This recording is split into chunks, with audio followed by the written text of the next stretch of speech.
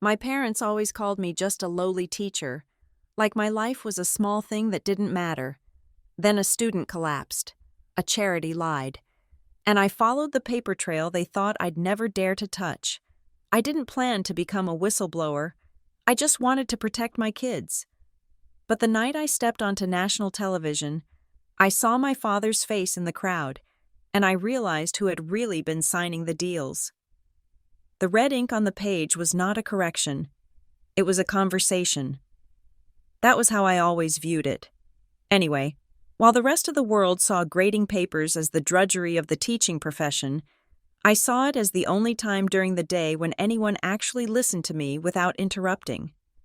I sat at my desk in room 304 of Briar Glen High, the silence of the empty classroom pressing against my temples. It was 4 o'clock on a Tuesday in late October, and the autumn light filtering through the blinds was turning that desperate, dying gold that signals the coming winter.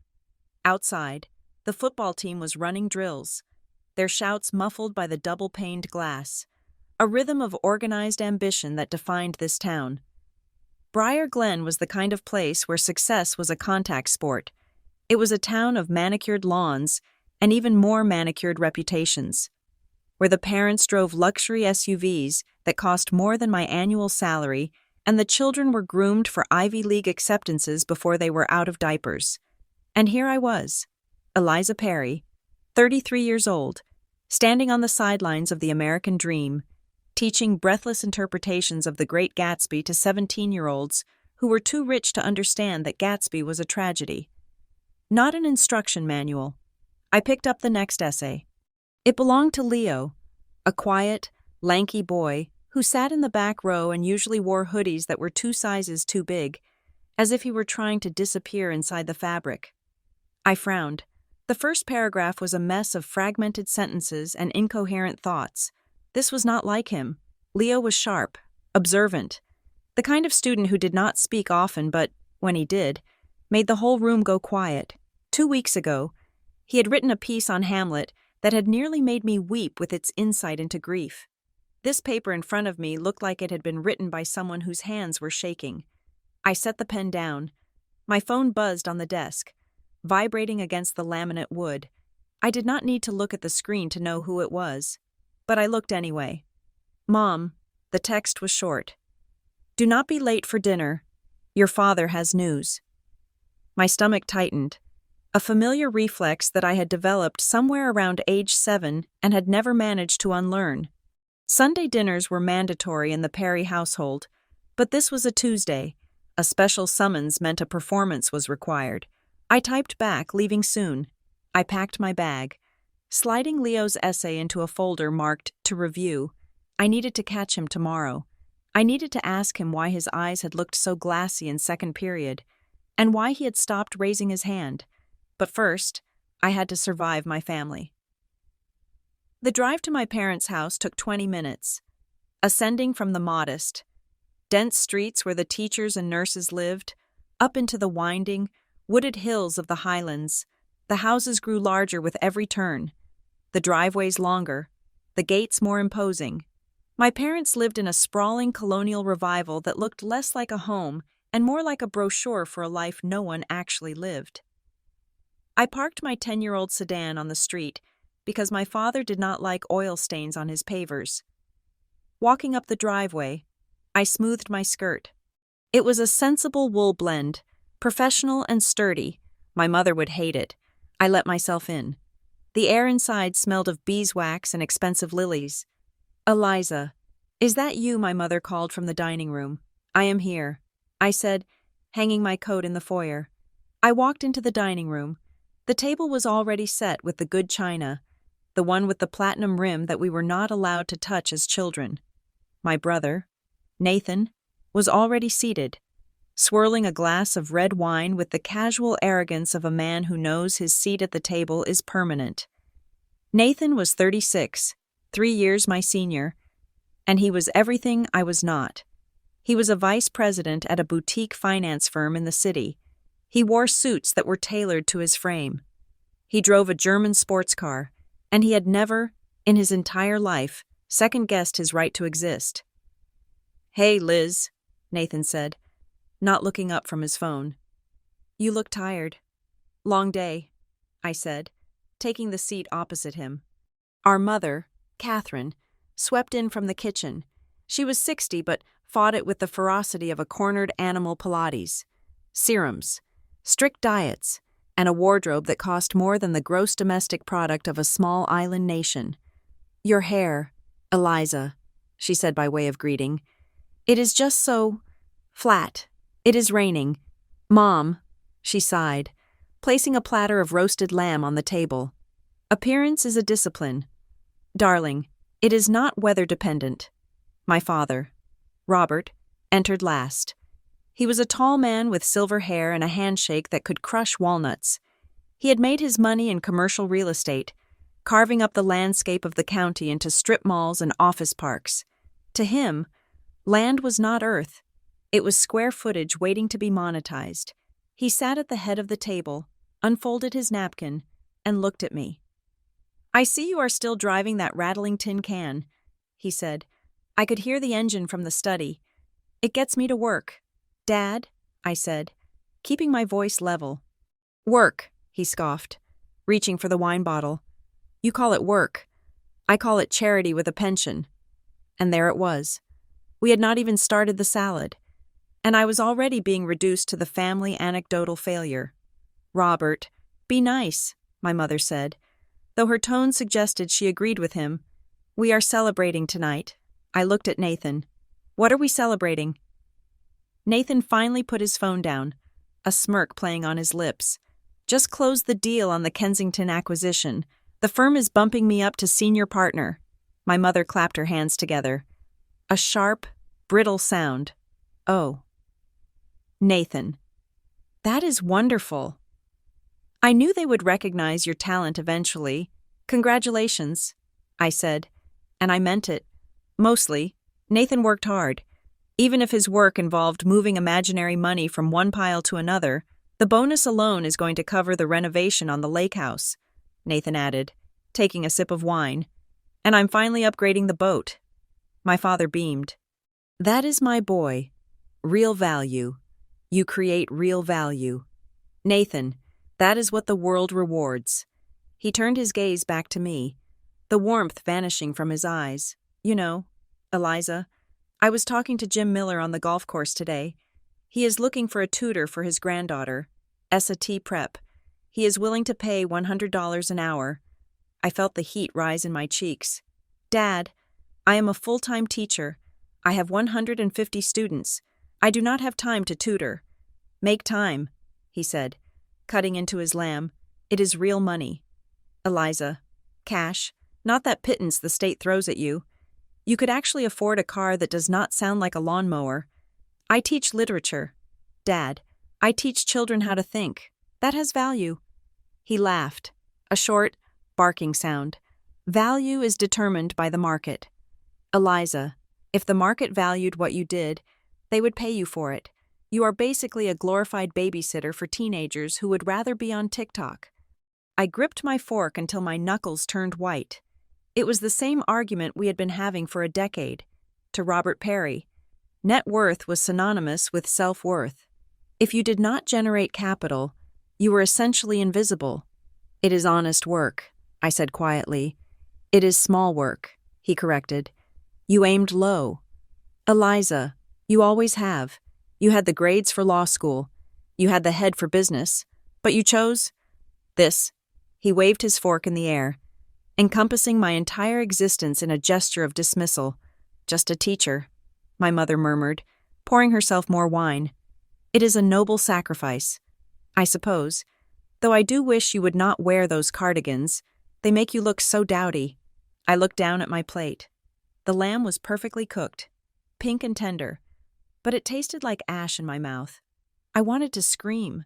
I wanted to tell them about the student I had talked off a ledge last year. I wanted to tell them about the letters I kept in a shoebox under my bed. Letters from kids who said my class was the only reason they came to school. But I knew it would not matter, to them. Those were not metrics of success. They were sentimental consolation prizes for a loser. So I said nothing. I ate the lamb. I congratulated my brother, and I let them chip away at me, piece by piece, until I felt as small as they told me I was. The next morning, the hangover from the emotional battering was worse than any headache. I arrived at school early, needing the quiet of the classroom to reassemble myself. I was writing the day's agenda on the whiteboard when Leo walked in. It was 40 minutes before the first bell. "Leo," I said, turning around, "you are here early." He stood in the doorway, shifting his weight from foot to foot. He looked thinner than I remembered, his cheekbones pressing sharply against his pale skin. He was wearing the same hoodie he had worn yesterday, and the day before. "I missed the bus," he mumbled, not meeting my eyes. "I walked." "You walked?" I looked at the clock. "Leo, you live in the East District. That is 5 miles. I like walking," he said, his voice cracking. He walked over to his desk and sat down, dropping his backpack on the floor with a heavy thud. As he moved, I saw him wince, his hand going to his stomach. I walked over to my desk and opened the drawer where I kept a stash of granola bars for emergencies. I took 2 out and walked over to him. "Here," I said, placing them on his desk. "I bought too many. Help me out." He looked at the bars, then at me. His eyes were wide, surrounded by dark, purple bruises of exhaustion. For a second, I thought he was going to cry. Then he snatched the bars, tearing the wrapper off the first one with trembling hands. He ate it in 3 bites, barely chewing. "Leo," I said softly, pulling a chair over to sit opposite him.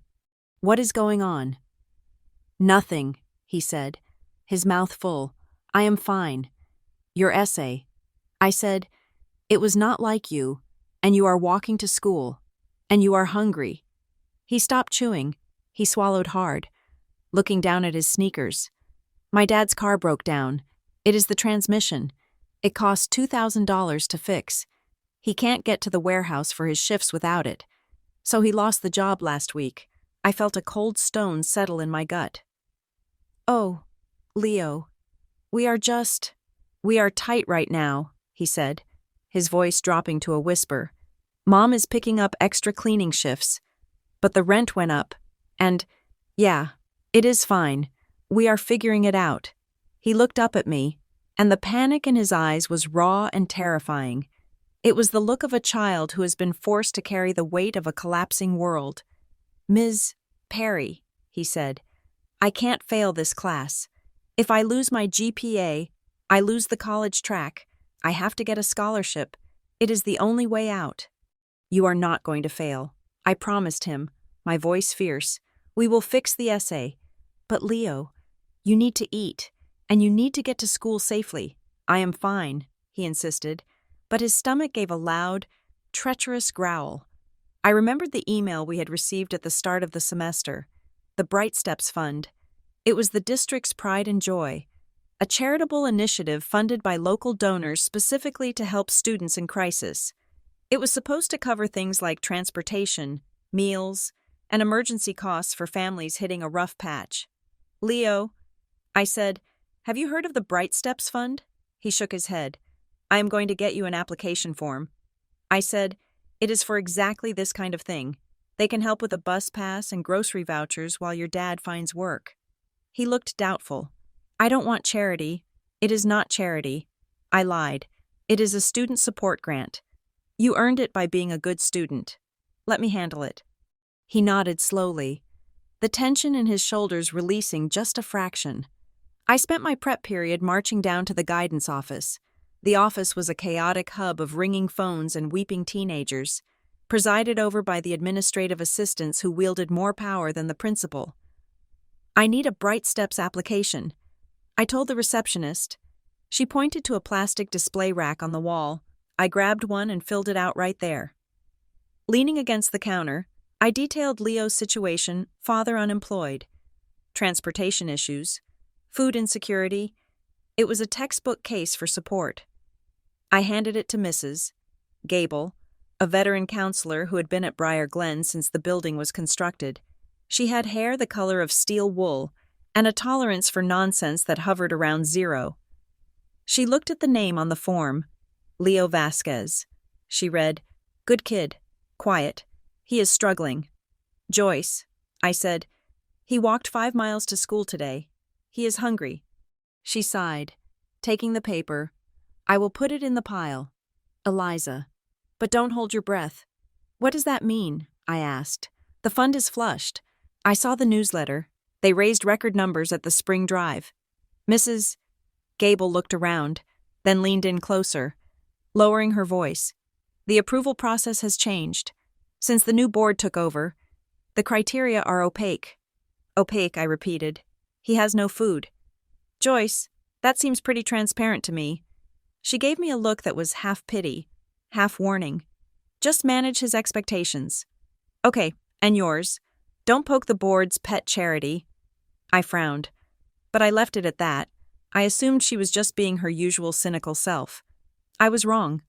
2 days later, on Thursday. The rejection letter appeared in my mailbox. It was a form letter, printed on high-quality linen paper with the Bright Steps logo, a stylized golden sun embossed at the top. Dear applicant, while your request has been reviewed, we regret to inform you that it does not meet the current strategic alignment for disbursement. We encourage you to utilize community resources. Strategic alignment. I stared at the words. Since when did hunger require strategic alignment? I marched back to the guidance office. Mrs. Gable was at lunch, but the door to the assistant principal's office was open. Our new assistant principal, Marcus Vance, had been hired over the summer. He was a man who looked like he had been manufactured in a boardroom, perfect teeth, expensive suits, and a smile that never quite reached his eyes. He had spent the first 2 months turning every school event into a photo opportunity for the district website. I knocked on the doorframe. Mr. Vance, he looked up from his computer, flashing that gleaming, empty smile. Ah, Miss Perry, the English department's finest. Come in, come in. What can I do for you? I walked in, holding the rejection letter. I wanted to ask about this. A student of mine, Leo Vasquez, was denied support from Bright Steps. Vance nodded, leaning back in his chair. Ah, yes, I review all the denials personally. Tough decisions. Truly, he needs food. Mr. Vance, and a bus pass. It is maybe $500 total. We have the money, don't we? Vance sighed, clasping his hands together on the mahogany desk. It is not about the amount, Ms. Perry. It is about the narrative. Bright Steps is shifting its focus to high-impact success stories. We are looking for investments that yield visible returns, academic competitions, leadership summits, athletic equipment for championship teams, things that show the community their money is building excellence. I stared at him. Are you telling me we are prioritizing trophies over feeding students? He chuckled. A dry, condescending sound. You are oversimplifying. Eliza. May I call you Eliza? We have to maintain donor enthusiasm. Donors want to be associated with winners. A bus pass for a kid who is struggling.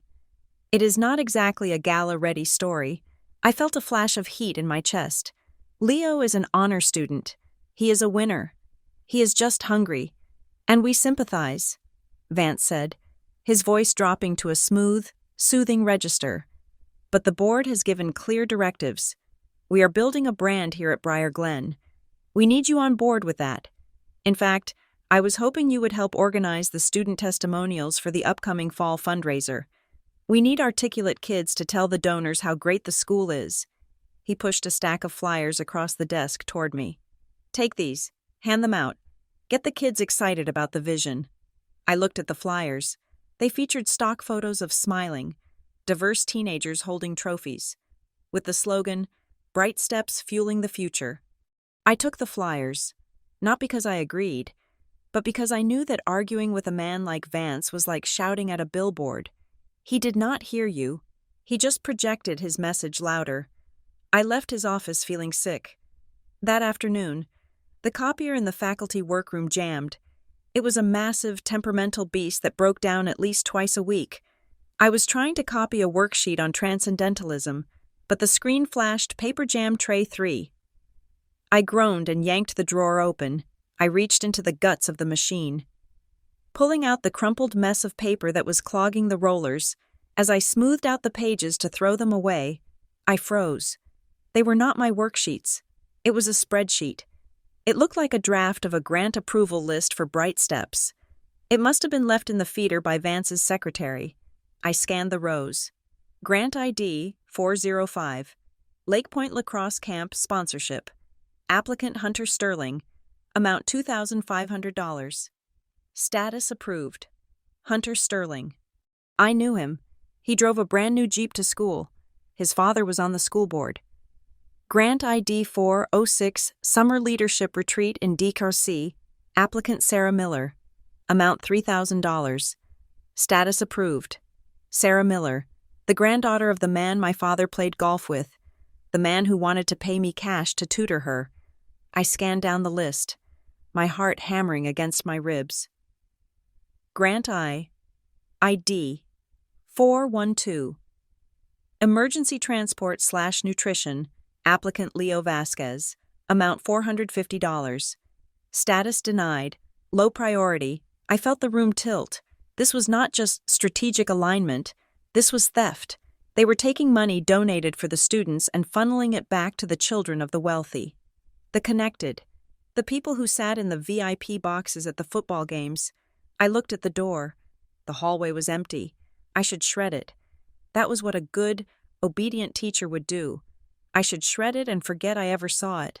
But then I thought of Leo, eating those granola bars like he had not seen food in days.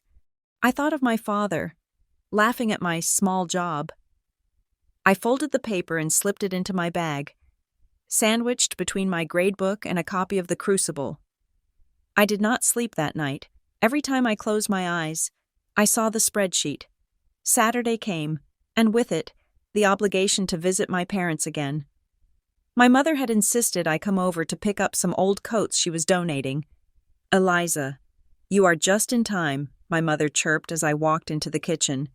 She was standing at the granite island, arranging flowers. My father was sitting at the table, reading the Wall Street Journal. "Look at this," my father said, pointing to a heavy cream envelope on the table. I walked over and picked it up. It was a thank you letter from the Briar Glen School District. "Dear Robert and Catherine Perry, thank you for your diamond tier donation of $10,000 to the Bright Steps Fund." My stomach dropped. $10,000. "We wanted to do something significant this year," my father said, puffing out his chest. "That is generous," I managed to say. "Well, it is strategic," he said. "It is a tax write-off, obviously. But more importantly, we made the donation in Nathan's name." I looked up. Nathan's name. "Yes," my mother added, clipping a rose stem. "It looks good for his firm. They like their executives to be philanthropic. It helps his profile in the community." I stared at them. "You donated to the school charity to help Nathan's career." My father frowned. "Why else would we do it? To buy crayons? It is about positioning." "Eliza, Nathan is rising. We are just greasing the wheels. But it is for the students," I said, my voice trembling slightly. "It is supposed to be for kids who need help." My father waved his hand dismissively. "I am sure they will buy some books or whatever. The point is, the Perrys are on the donor wall. Top tier. That carries weight." I looked at the letter again. $10,000. That money could have fed Leo's family for a year. It could have fixed his father's car 5 times over. But instead, it was just a line item on my brother's resume. A vanity plate for my parents' ego. And the worst part, they did not even realize that I worked there. I mean, they knew, intellectually, that I taught at the school, but they did not see me as part of it. I was just the lowly teacher. My contribution was labor, and labor was cheap. Their contribution was capital, and capital was king. I realized then, with a clarity that was cold and sharp as a knife, that my work was invisible to them. My life was invisible to them. I handed the letter back to my father. "That is great, Dad, really great." I grabbed the bag of old coats and got out of there as fast as I could. When I got back to my apartment, I did not grade papers. I did not clean.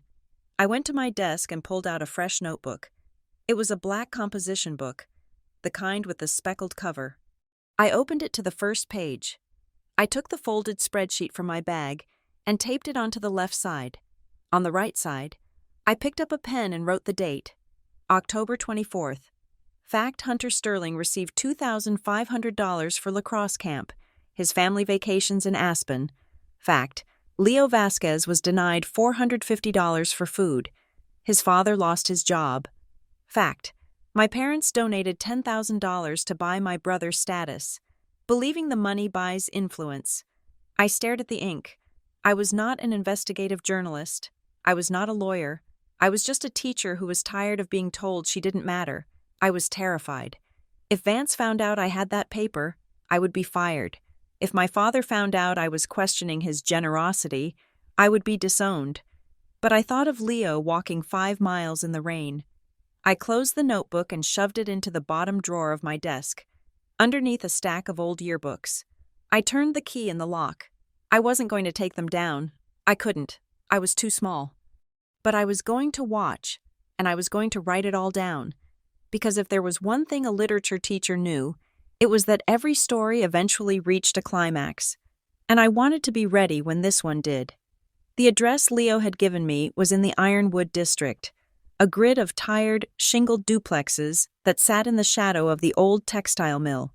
The mill had been converted into luxury lofts years ago, but the neighborhood beneath it had remained stubbornly, quietly struggling. It was Tuesday. 3 days after I had found the spreadsheet in the copier.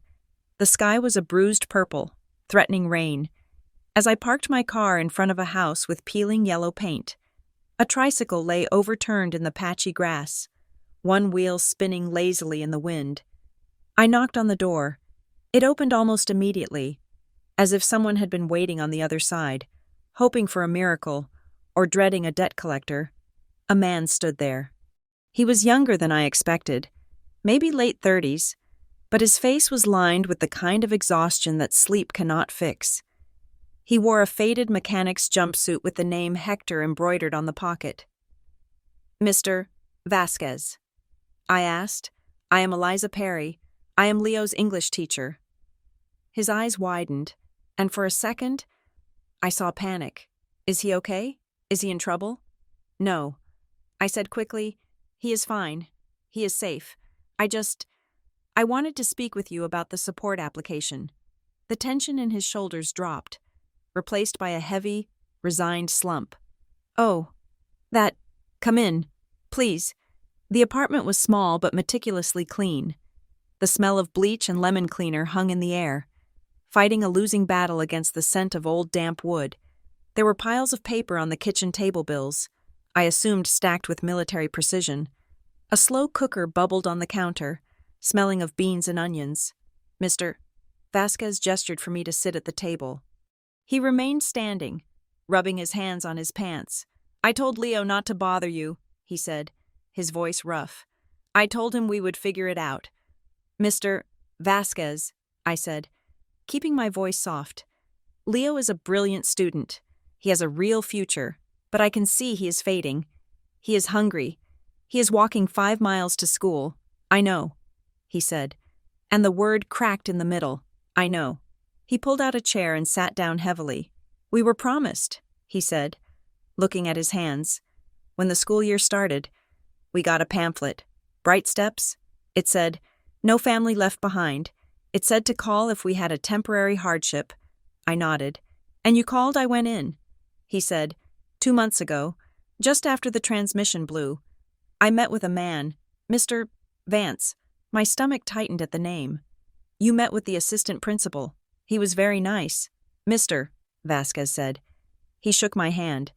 He told me that Bright Steps was designed exactly for people like me, hardworking people hitting a bump. He had me fill out forms. He asked for my tax returns, my pay stubs. He said it would be handled discreetly, he said. He said they would cover the car repair so I could get back to the warehouse. And then I asked, and then nothing. He said, I called. They said it was processing. I called again. They said the committee was meeting. Then I got a letter saying we were not a priority match. He looked up at me, his dark eyes wet. Ms. Perry, I have worked since I was 16.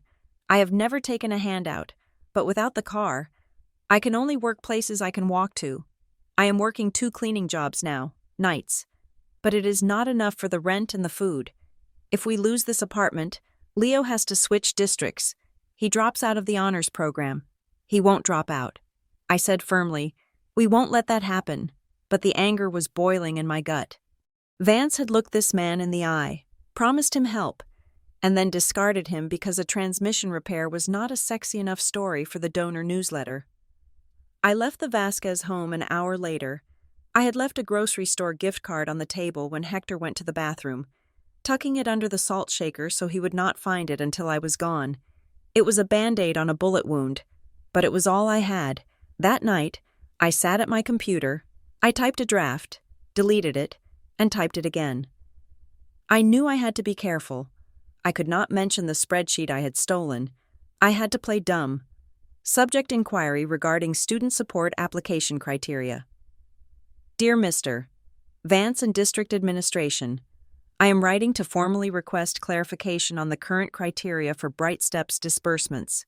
I have a student, Leo Vasquez, who appears to meet all stated guidelines for emergency assistance, verified financial hardship, academic excellence, and risk of attrition. His application was recently denied on the basis of strategic alignment. Could you please provide the written policy defining this term as a faculty member? I want to ensure I am advocating correctly for my students. Sincerely, Eliza Perry. I hit send before I could talk myself out of it. The response came the next morning at 10 o'clock. It did not come from Vance. It came from the district legal office. Dear Ms. Perry, we are in receipt of your inquiry. Please be advised that the Bright Steps Fund operates as an independent 501c3 entity with its own governance board. While the district partners with the fund, allocation decisions are at the sole discretion of the Bright Steps trustees. Furthermore, faculty members are reminded that discussing confidential student financial data with external parties or questioning administrative determinations without authorization may be construed as a violation of District Policy 402 regarding professional conduct and chain of command. We trust this resolves your concern. It was a masterclass in bureaucratic threats. Shut up, or we will write you up. I was staring at the screen, my hands cold, when Sarah, the art teacher, walked into my classroom. It was my prep period, and the room was empty. Sarah was a woman who wore paint-splattered smocks as a badge of honor and had been teaching at Briar Glen for 15 years. She closed the door behind her. I saw the email, she said quietly. I looked up, how I was in the office when the secretary printed it for Vance. She said, she leaned against my desk, her voice dropping to a whisper. Eliza, what are you doing? I'm just asking a question. I said, a student is starving. Sarah. And they are sitting on money. Stop, she said. She looked at the door, checking the window. Do you remember Greg Henderson, she asked? The history teacher, I asked. He left last year. Moved to Ohio. Didn't he? Sarah shook her head grimly. He didn't move. He was pushed. What Greg started asking questions about the athletic grants. Sarah said, he noticed that the new football helmets were invoiced at 3 times the market rate. He brought it up at a faculty meeting. 2 weeks later, he was put on a performance improvement plan. They started auditing his lesson plans. They dug up a parent complaint from 5 years ago. They made his life hell. Eliza. He resigned to keep his license. I felt a chill run down my spine. Nobody ever said that. Of course not. She said, nobody says retaliation. They just make the air too thin for you to breathe. She reached out and squeezed my hand. Don't poke them. Eliza, you are a good teacher, but you are replaceable. And these people, they are not just administrators. They are the town. She left, leaving the smell of turpentine and fear in the room. I should have stopped. That was the logical, safe thing to do. But the image of Hector Vasquez's hands, rubbing the grease-stained fabric of his pants, would not leave me. I started a new page in my black notebook. Pattern recognition. I began to watch. I paid attention to which students were pulled out of class for media opportunities. It was always the same demographic. The scholarship recipients who were featured on the morning announcements were almost exclusively the children of the middle-class kids who needed a little help for a trip to Europe or a leadership camp in Washington. They were photogenic. Their parents were articulate. They were safe. The denials I started listening in the teacher's lounge. Denied a girl in the sophomore class who needed dental work because she was in pain. Reason. Medical services outside scope. Denied a boy whose family had lost their home to a fire and needed a deposit for an apartment. Reason. Housing is a municipal issue. Accepted the marching band needed new uniforms. Cost $15,000. Reason. Community visibility. The pattern was not need. The pattern was marketing. Bright Steps was not a charity. It was a PR firm for the school board. On Friday afternoon, my phone rang. It was Nathan. "Hey, Liz," he said. His voice was brisk, the tone of a man calling between meetings. "Hi, Nathan. Listen, Mom and Dad are stressing out," he said. "About what, the gala?" He said, "The Crown and Cedar thing. It is tomorrow night. Mom says you are being weird about it." "I am not being weird," I said, cradling the phone between my shoulder and ear as I graded papers. "I just said I didn't have anything to wear to a black tie event. Just buy something." "Liz," he said, exasperated, "put it on a credit card. Look, this is a big night for Dad. He is being recognized as a platinum donor. He wants the whole family there. The successful son and the what?" Nathan, I asked, my pen hovering over the page. "The dedicated teacher-daughter," he said. "It plays well. It softens the image. Just show up, smile, and don't talk about your depressing students." "Okay.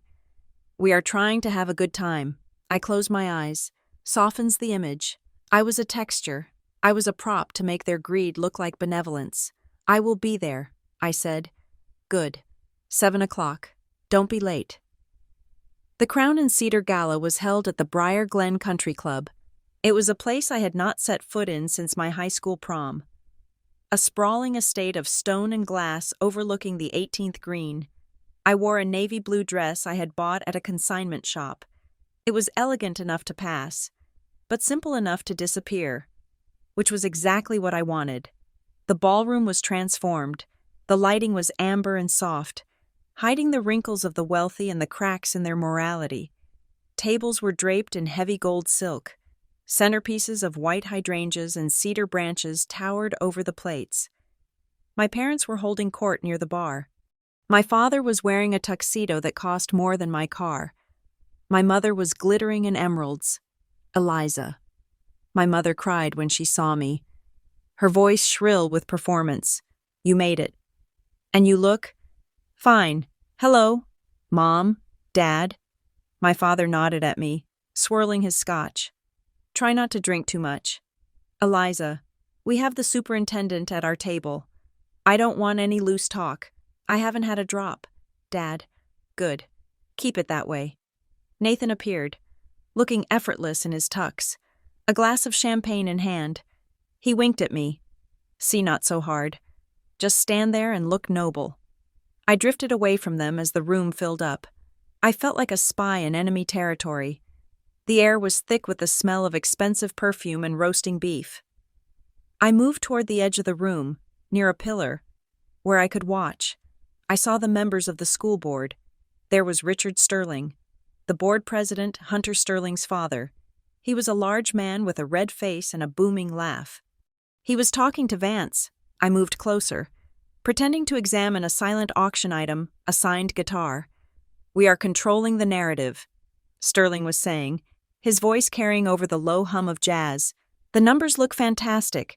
If we hit the target tonight, we can break ground on the new stadium entrance by spring." The stadium entrance, not the library, not the cafeteria where the free lunch kids ate. The stadium entrance? "Absolutely," Vance said, nodding smoothly. "And the scholarship announcements tonight will seal it. The community loves a winner." I watched as Vance reached into his jacket pocket. He pulled out a thick, white envelope.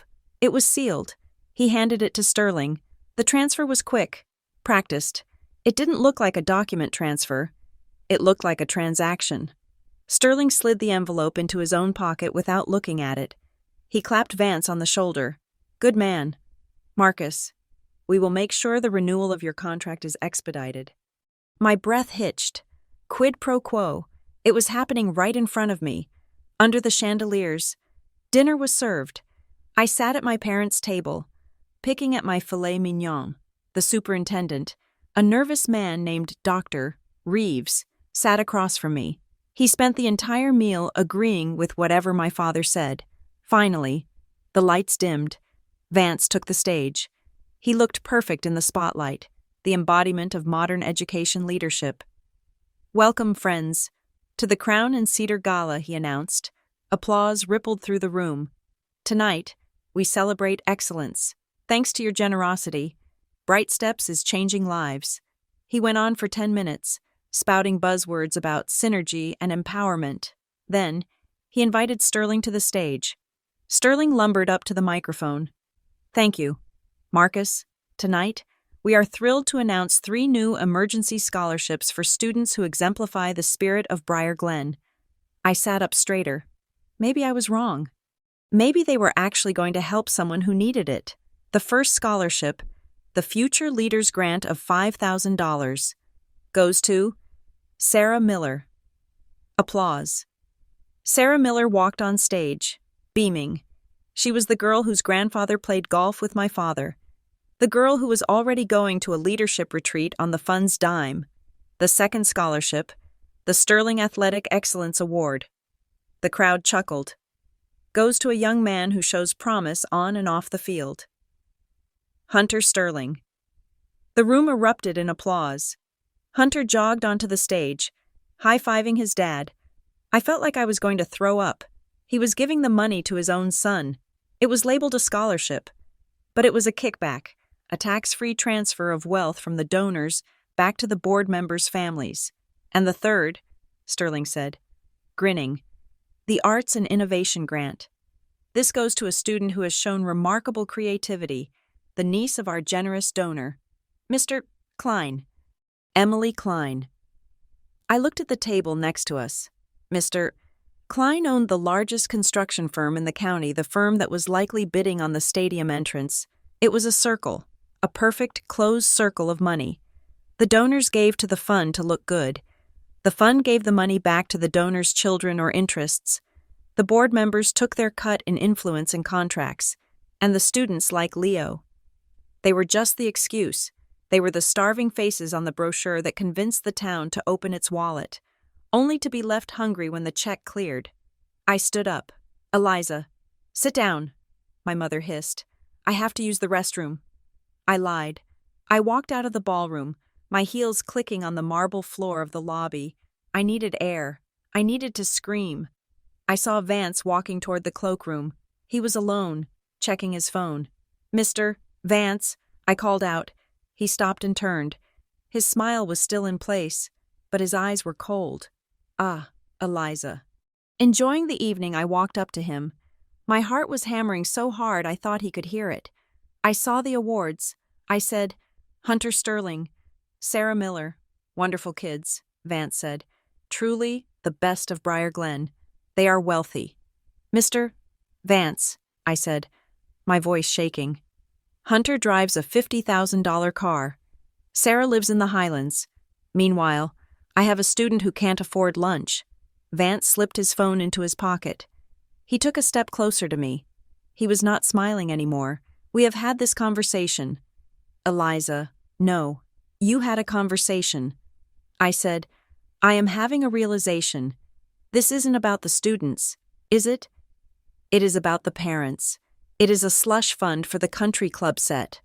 Vance looked around the empty lobby. Then he leaned in, his cologne cloying and sweet. You are a bright woman. Eliza, you teach literature. You understand subtext. He smoothed the lapel of his tuxedo. The subtext is this town runs on relationships. It runs on stability. Bright Steps keeps the people who matter happy. And when the people who matter are happy, the levies pass, the budgets get approved, and teachers like you get paid. So Leo starves, so Hunter can get a trophy, I asked. Leo falls through the cracks. Vance said with a shrug. It happens. It is tragic. But don't confuse a crack with the foundation. He looked me up and down, his eyes devoid of any humanity. I like you. Eliza, you are passionate, but you don't want your job to become complicated. The district is very small. Memories are very long, and tenure is not as ironclad as you might think. Is that a threat? I asked. It is mentorship, he said softly. Go back inside. Eat your dessert. Clap for the winners. And forget you ever saw the cracks. He turned and walked back into the ballroom, leaving me standing alone in the silence. I did not go back inside. I walked out to my car, the cold night air biting at my bare arms. I drove to my parents' house. I knew they wouldn't be home for hours, but I had a key. I waited in their kitchen, sitting in the dark. They arrived at midnight, flushed with wine and victory. Eliza, my father said, flipping on the lights. What the hell are you doing here? You left before the toast. I stood up. I was trembling. Dad, we need to talk. Not now. Eliza, my mother said, kicking off her heels. I am exhausted. You donated $10,000. I said. My father paused, opening the fridge. Yes, we did, and we were recognized for it. It was a good night, Dad. They are stealing it. I said. He stopped. He turned slowly to face me. Excuse me, Vance. Sterling, the board. They are using the money to give scholarships to their own kids. Hunter Sterling got an award tonight. Dad, you know how much money Richard Sterling has? He doesn't need $5,000. My father laughed. It was a harsh, dismissive sound. That is what you are upset about. That Richard's kid got a prize. It is fraud. Dad, I shouted, it is supposed to be for needy kids. It is for whoever the board selects, he shouted back. That is how the world works. Eliza. People take care of their own. Richard Sterling brings millions of dollars of business to this town. If his kid gets a little kickback, who cares? It is the cost of doing business. It is wrong. I said, and you are part of it. Your donation. It is fueling this. My father slammed the fridge door. You are unbelievable, he spat. You are sitting here, in the house I paid for, judging me. You are jealous. What you are jealous of successful people, he said, pointing a finger at my face. You are jealous of Nathan. You are jealous of Hunter Sterling. You are jealous because you chose a small, insignificant life, and now you want to tear down the people who actually built something. I am not jealous, I whispered. I am ashamed. Get out, he said. Dad, get out, he roared. And don't you dare say a word about this to anyone. You embarrass this family enough just by being who you are. Don't add a scandal to the list. I looked at my mother. She was standing by the counter, gripping the edge of the granite. She looked away. I walked past my father, past the smell of his expensive scotch, and out the door. I drove home in silence. The tears didn't come. I was past tears. I walked into my apartment and locked the door. I went to my desk. I pulled out the black notebook. I wrote down everything. Date November 2nd. Event the gala. Witnessed Vance handing envelope to Sterling. Quid pro quo confirmed. Witnessed awards given to donors' children. Confrontation. Vance confirmed the scheme. Don't confuse a crack with the foundation. Threats made against my employment. Confrontation. Father confirmed knowledge of the system. Cost of doing business. I closed the notebook. My father was right about one thing. I was small. I was just a teacher. But he was wrong about the rest. I wasn't jealous. I was awake. And tomorrow, I was going to find the IT guy. Because if Vance wanted to talk about cracks in the foundation, I was going to show him what happened when you put a crowbar in one. I was done being a prop. I was ready to be a problem. The Monday following the gala, the school looked like it had been wrapped in a corporate advertisement. I parked my car and walked toward the main entrance, stopping short at the sight of the new banners. They were massive, vinyl monstrosities draped over the brick facade, obscuring the windows of the second-floor library. They were a bright, aggressive yellow, emblazoned with the logo I had come to loathe, the stylized sun of Bright Steps illuminating the future. Bright steps. Excellence in action. They must have cost $5,000 apiece. I walked into the building, the smell of floor wax and damp wool greeting me. The hallways were buzzing with the usual morning chaos, but there was a new, subtle frequency underneath it. The teachers looked tired. The students looked distracted. I headed for the English wing, but on my way, I stopped by room 102. It was supposed to be the headquarters of the Glen Gazette, the student newspaper. I had been meaning to suggest to the editor, a sharp-witted junior named Maya, that she look into the criteria for the new scholarships. If anyone could ask the uncomfortable questions without getting fired, it was a 17-year-old with a press pass. I knocked on the door. It was locked. The window in the door was covered with brown butcher paper. I frowned and walked to the main office. The secretary, Mrs. Higgins, was typing furiously. Mrs. Higgins, I asked, is the journalism club meeting in a different room this year? She didn't look up. Journalism club is suspended. Eliza, suspended, I asked. Since when? Since September, she said, finally pausing to peer at me over her reading glasses. Budget reasons. The district cut the stipend for the faculty advisor and the printing costs. I stared at her. Budget reasons, Mrs. Higgins. I just walked past 3 banners out front that cost more than the entire printing budget for the decade. She shrugged. A gesture of helpless bureaucracy. Those were paid for by the Marketing and Outreach Fund. The newspaper comes out of student activities. Different buckets. Eliza, you know how it works. I walked away. My hands clenched into fists. It was not different buckets. It was a deliberate choking of the narrative. No newspaper meant no record. No record meant no accountability. They had silenced the students before they could even ask why they were starving. I needed eyes. I needed someone who could see what I couldn't. I thought of the IT department. It was located in the basement, a windowless bunker that most of the faculty avoided because the air conditioning was always set to Arctic levels. There was a guy down there named Ben Lewis. He was the kind of person who fixed your projector without making you feel stupid, and he had a habit of wearing band t-shirts under his button-down. We had bonded once over a shared appreciation for old science fiction novels. I used my prep period to go down to the basement. The hum of the servers was louder down here, a constant, electric thrum. Ben was at his desk, dismantling a laptop. Hey, Ben, I said. He jumped, dropping a tiny screw. Miss Perry, you scared me. Projector acting up again. No, I said, closing the door behind me. I turned the lock. Ben looked at the lock, then at me. His eyes narrowed. Okay, that is not the projector. I need a favor. Ben, a big one, and it stays in this room. He put the screwdriver down. I am listening. I need to know about the Bright Steps grant portal. I said, I found a discrepancy. I think someone is messing with the timestamps. Ben sighed, rubbing his face. Eliza, don't. You know I asked. He swiveled his chair around to face his monitors. He typed a few commands, his fingers flying across the mechanical keyboard. I am the database admin. Eliza, I see everything. I see who logs in, who logs out, and who edits the fields. Show me, I said. He hesitated. If Vance finds out I showed you the back-end logs, I am done. I have a mortgage. Ben, I said, stepping closer, I have a student who is not eating. I have a board member who just gave himself a trophy. Please. He looked at me for a long moment. Then he sighed and pointed to the screen. Look at this, he said. He pulled up a log file.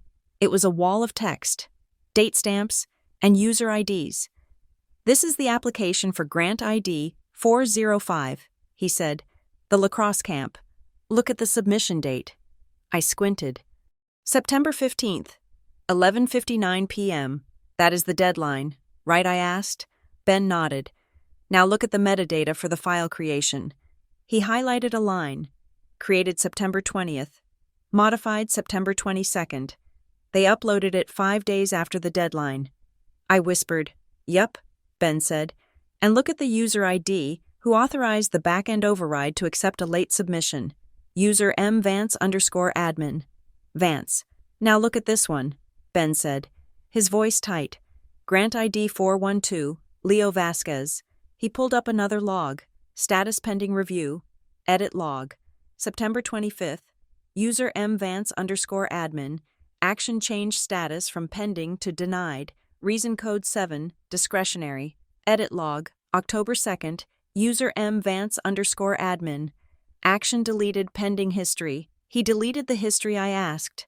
He wiped the deliberation record. Ben said, "It makes it look like it was an auto-rejection based on criteria, rather than a human decision. He is scrubbing the fingerprints. Eliza, he is making the acceptances look legitimate, and the denials look automatic. Can you print this?" I asked. "No," Ben said sharply. "Printing leaves a trace in the print spooler. Vance checks those. Then how do I get it?" Ben reached into his pocket and pulled out a small, silver USB drive. "I took a snapshot of the database yesterday," he said quietly. "I don't know why. It felt wrong. I didn't want to be the only one who knew." He held it out to me. "This is an encrypted partition. The password is the ISBN of Dune. Don't lose it. And if anyone asks, you never came down here." I took the drive. It felt heavy in my hand, like a grenade. "Thank you." "Ben." He turned back to his screens. "Go, before the bell rings." I went back to my classroom, my heart racing. I had proof, not just a hunch, not just a stolen paper from the trash, but digital forensics. I knew I couldn't go to Vance. I couldn't go to the superintendent. They were all in the same country club photos. I needed to go around them. I waited until I was home that night. I used a VPN on my personal laptop. I navigated to the district's official ethics and compliance portal. It was a third-party system, theoretically anonymous, designed for reporting harassment or fraud. I typed carefully. I didn't use names.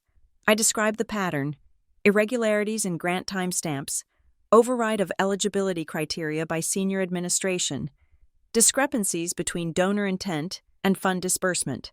I attached a screenshot of the log file Ben had shown me, just one, heavily redacted to protect Ben's identity. I hit submit. A confirmation number popped up. Report number 88,201 received. Your anonymity is priority. I let out a breath I felt like I had been holding for days. It was in the system now.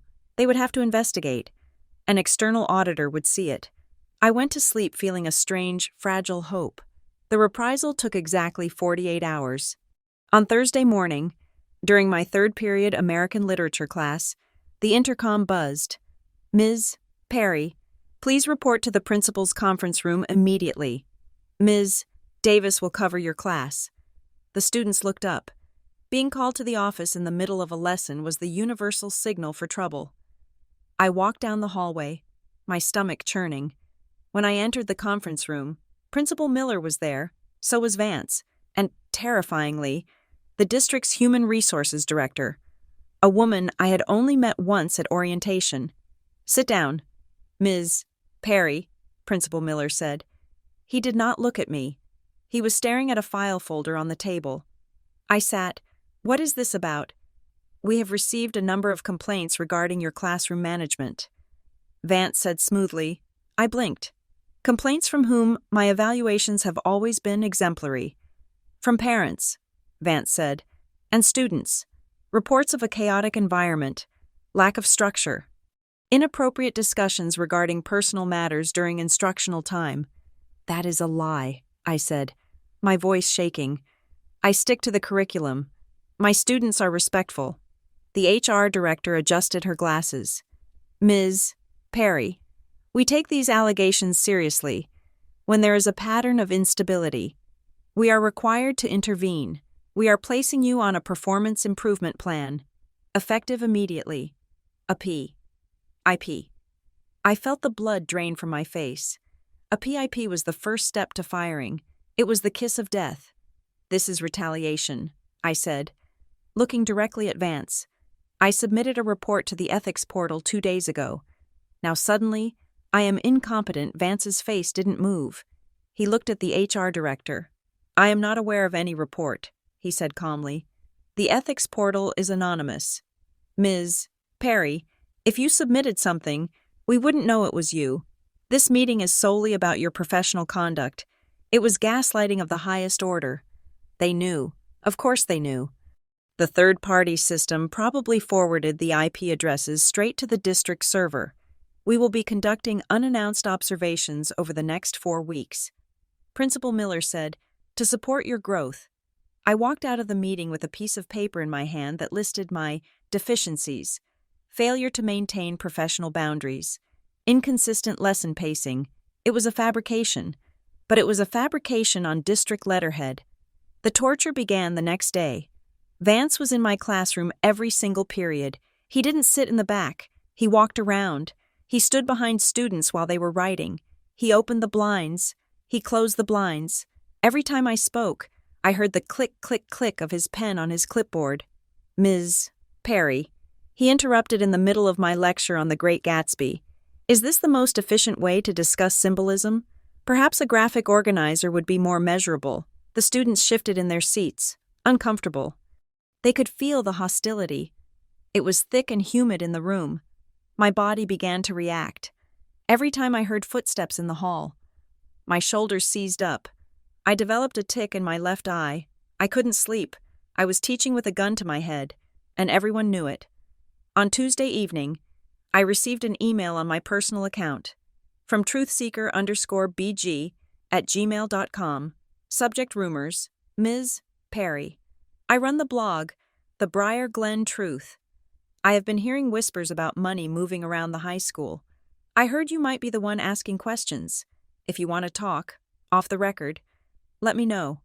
I can protect you. I stared at the screen. A blogger, a local muckraker. If I talked to him, it would blow up. I would be the disgruntled teacher. The town would tear me apart. Vance would sue me for defamation. My parents would... I couldn't do it. Not yet. I was terrified of becoming the scandal. I was terrified of being the woman who destroyed the town's reputation because she couldn't hack it in the classroom. I deleted the email. 2 days later, the other shoe dropped. I walked into my first period class. Leo's desk was empty. I marked him absent, assuming he had missed the bus again. But he wasn't there second period, or third. At lunch, I went to the guidance office. Mrs. Gable was eating a salad at her desk. Joyce, where is Leo Vasquez? I asked. She put her fork down. She looked tired. Old? Transfer, she said. Transfer to where? Alternative placement, she said. The administration decided that Briar Glen High wasn't the least restrictive environment for him given his socio-emotional needs. He has been moved to the County Learning Center.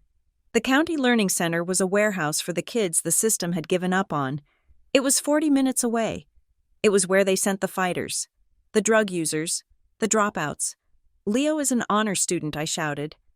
You can't just ship him to the CLC. I didn't do it. Eliza, she said quietly. Vance signed the order.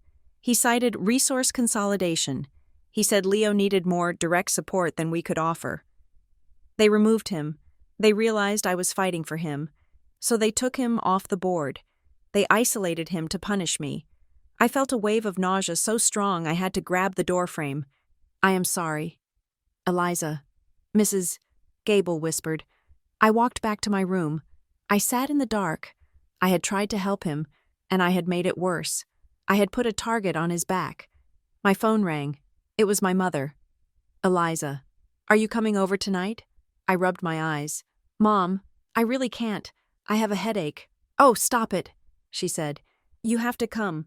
Your father is in a mood. A good mood. Why? The invitation arrived, she squealed. For the winter solstice banquet. The winter solstice banquet. It was the most exclusive event of the year. It made the fall gala look like a potluck. So, your father has been invited to the head table. Eliza, the head table. Do you know what that means? It means he is being vetted for the Board of Trustees. I felt the room spin. The Board of Trustees. If he got on the board, he would be Vance's boss. He would be untouchable. That is, wow. I said, he is so proud. Eliza, he keeps saying that the Perrys are finally getting their due. Please come over. Don't be a sourpuss. He is convinced you are responsible for this somehow. With your work at the school.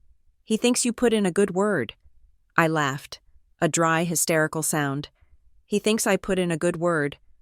Well, he thinks your connection to the school helped. Just come and celebrate. I hung up. I couldn't go. I couldn't watch him preen. I couldn't watch him celebrate the bribe that had bought his seat at the table while Leo was being bussed to a holding cell for delinquents. I needed a plan, a real plan. I was done with emotions. Emotions got Leo transferred. Emotions got me a PIP. I needed cold, hard, irrefutable facts, and I needed someone who didn't care about Briar Glen politics. I opened my laptop again. I didn't go to a blog. I didn't go to the district portal. I searched for Statewide Education Accountability Watchdog. I found a group called the Transparency Project. They were based in the state capital. 3 hours away, they had a reputation for tearing down corrupt superintendents in the inner cities. I found the contact form. My name is Eliza Perry. I am a teacher at Briar Glen High. I have evidence of systematic grant fraud, alteration of student records, and retaliation against whistleblowers. I have digital logs. I have dates. I have names. I sent it. I waited. The reply came the next morning. It wasn't an automated message. Dear Ms. Perry, we receive hundreds of complaints a year about unfair school boards. Most of them are just noise, but digital logs are interesting. If you want us to touch this, we need corroboration. We need more than just one spreadsheet and one angry teacher. We need a second source. We need a paper trail that links the money to the decisions. And we need a clean timeline. If you can build the case file, we will bring the lawyers. But you have to be the architect. Can you do that? Sincerely. Marcus Thorne, lead investigator. I read the email 3 times. Can you do that? I looked at the pile of grading on my desk. I looked at the performance improvement plan taped to my monitor. I looked at the empty desk where Leo used to sit. I pulled out my black notebook. I turned to a fresh page. Step 1. Secure the timeline. Step 2. Find the second source. Step 3. Burn it down. I wasn't just a teacher anymore. I was an architect, and I was going to build a gallows for their reputation. Board by board. I replied, "Tell me what you need. I will get it." Then, I stood up and unlocked my door. I heard the click, click, click of Vance's shoes coming down the hall for my second period observation. Let him come. Let him watch. He was watching a teacher. He didn't know he was watching a spy. "Good morning, Mr. Vance," I said as he walked in, my voice steady for the first time in weeks. "Please, take a seat. Today we are discussing Hamlet." He sat down, clicking his pen.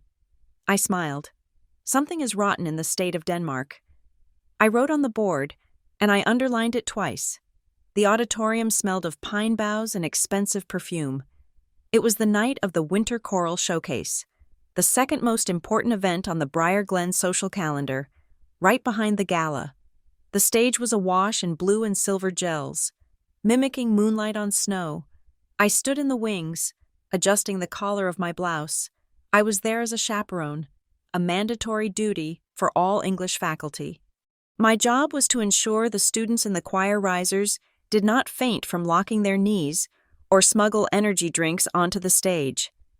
The irony was not lost on me. The choir, a sea of 60 students in shimmering blue robes, began the opening chords of a complex, dissonant arrangement of Carol of the Bells. It was beautiful, precise, and haunting. In the second row, third from the left, was Chloe.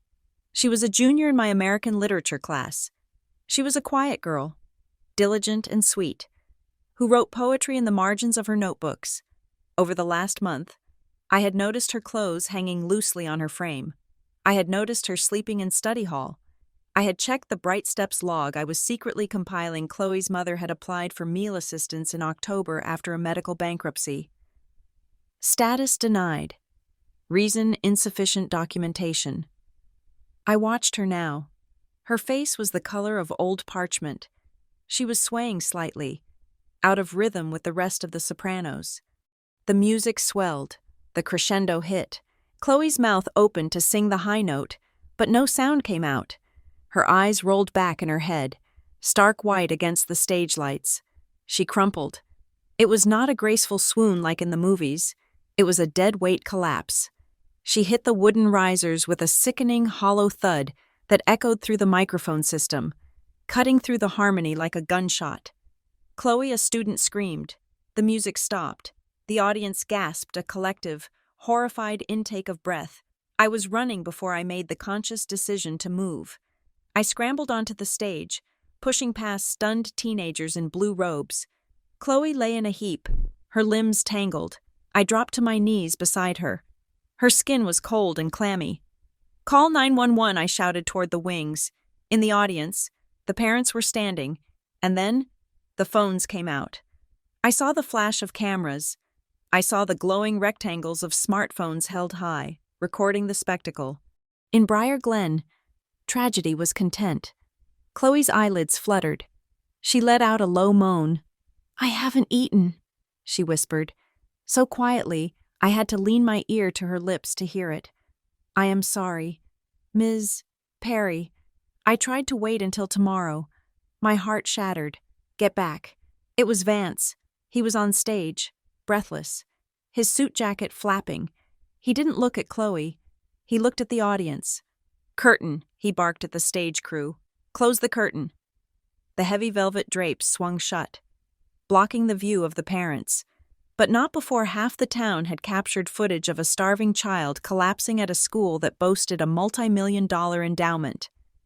"It is just heat exhaustion," Vance announced loudly, his voice projecting to the choir members who were looking at Chloe with terrified eyes.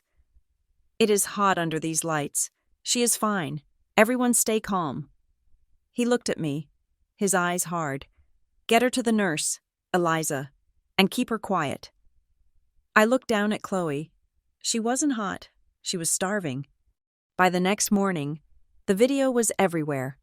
Briar Glen student collapses at showcase.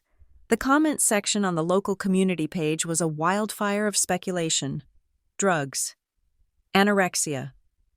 And then, at 10 o'clock, the district released a statement. I read it on my phone in the teacher's lounge. The Briar Glen School District prioritizes the health and well-being of all students. The incident at the winter showcase was a medical episode related to a pre-existing condition. We are proud to confirm that our robust support systems, including the Bright Steps Fund, fully funded all requested support for the family involved. Any rumors of unmet needs are categorically false. I nearly dropped the phone. Fully funded. It was a lie. A bold, verifiable lie. I had seen the denial on the spreadsheet Ben had shown me. I knew for a fact that Chloe's mother had been turned away. I looked up. The other teachers were eating their lunches in silence, staring at their own phones. They knew. We all knew, but fear is a powerful sedative. At 1 o'clock, an emergency faculty meeting was called. Vance stood at the front of the library, flanked by the superintendent and the PR director. "We need to control the narrative," Vance said, skipping the pleasantries. "There are rumors circulating that reflect poorly on our community. These rumors jeopardize our funding. They jeopardize your pensions." He gestured to a stack of papers on the table. "We have prepared a memorandum of unity. It states that you, the faculty, have witnessed the positive impact of Bright Steps and that you have all the resources you need to support your students. We need every staff member to sign it before leaving today. It will be released to the press tomorrow." A murmur went through the room. He was asking us to sign a loyalty oath. He was asking us to perjure ourselves to protect the board. The teachers lined up, one by one. They signed. I watched Sarah, the art teacher, sign her name with a shaking hand. She had a mortgage. She had kids in college. I didn't blame her. I stayed in my seat. The line dwindled until I was the only one left. Vance looked at me. The room was silent. "Ms. Perry," he said, "the pen is right here." I stood up. My legs felt like lead. "I cannot sign that." I said. Vance's smile didn't waver, but his eyes went dead. "And why is that? Because I haven't seen the data," I said, choosing my words carefully. "The memo says the fund is fully transparent and meeting all needs. I do not have access to the records that verify that. I cannot sign a statement of fact that I cannot personally verify. It is a statement of support. Eliza, Vance said, his voice dropping to that dangerous, soft register. Not an audit. It reads like a factual claim. I said, I won't sign it. The superintendent leaned over and whispered something to Vance. Vance nodded. Very well, he said, turning back to me. Your file will note your hesitation to support the district's vision. You may go. I walked out of the library. I could feel the eyes of my colleagues on my back. They weren't looking at me with admiration. They were looking at me like I was a contagion. I was the person who was going to bring the hammer down on all of them. That night, I couldn't sleep. I sat in my living room with the lights off, watching the street. Every car that passed felt like a threat. At 2 a.m, my phone buzzed. I jumped, my heart hammering. It was a text message. The number was blocked. You are right. They are moving money. Attached was a photo. It was grainy, taken in low light, likely with a phone camera hurriedly pointed at a ledger. It was a physical ledger, not a digital one. The page was titled, Discretionary Consulting Fees. I zoomed in. November 15th, recipient Apex Strategy Group. Amount $12,000. Authorization R. Sterling. November 20th. Recipient Apex Strategy Group. Amount $8,000. Authorization M. Vance. December 1st. Recipient Apex Strategy Group. Amount $15,000. Authorization R. Perry. R. Perry. My father. I stopped breathing. My father wasn't just a donor. He was authorizing payments, and he was authorizing them to Apex Strategy Group. I quickly opened a new tab on my laptop and searched for Apex Strategy Group. The website was a single page. Generic stock photo of a handshake. No address, no team page, just a contact form. I searched the state business registry, Apex Strategy Group, registered agent Richard Sterling. Sterling was paying himself. He was taking the donation money, funneling it into a shell company for consulting, and my father was signing the checks. My father was on the advisory circle. He had told me at the gala that he was just a donor. He lied. He was part of the mechanism. He was helping them wash the money. I felt sick. Physically sick. I ran to the bathroom and retched. When I came back, I saved the photo to the encrypted drive Ben had given me. Then I replied to the number, "Who is this?" The response came back instantly. Someone who is tired of signing the checks. Then, silence. I didn't sleep the rest of the night. I sat there, staring at the name R. Perry on the screen, mourning the father I thought I had. He was arrogant. Yes, he was cold, but I never thought he was a thief. The next morning, Friday, I arrived at school with a sense of doom hanging over me. I walked into my classroom. My desk chair was moved. I froze. I always pushed my chair in. It was pulled out. I walked over to my desk. My computer monitor was on. I had turned it off. My heart rate spiked. The door opened behind me. 2 men in gray polo shirts walked in. I didn't recognize them. They weren't district IT. They looked like private contractors. Ms. Perry, one of them said. He had a lanyard that said Global Tech Solutions. Yes, we are performing a random compliance audit of district assets. He said, we need to image your hard drive. Policy 402, now. I asked, I have a class in 10 minutes. It will only take a moment, he said. He didn't wait for permission. He walked past me and plugged a ruggedized hard drive into my tower. I watched him. He wasn't imaging the drive. He was searching it. I could see the file explorer flashing on the screen. Downloads, documents, recent files. They were looking for the leak. They knew someone had the data. Thank God I had never plugged Ben's drive into this machine. Thank God I did all my research on my personal laptop at home. All clear, the man said after 5 minutes. He unplugged his drive. Have a nice day, ma'am. They walked out. I sank into my chair. It wasn't random. They were hunting. And if they were hunting, it meant they were scared. I needed to move the evidence. My apartment wasn't safe.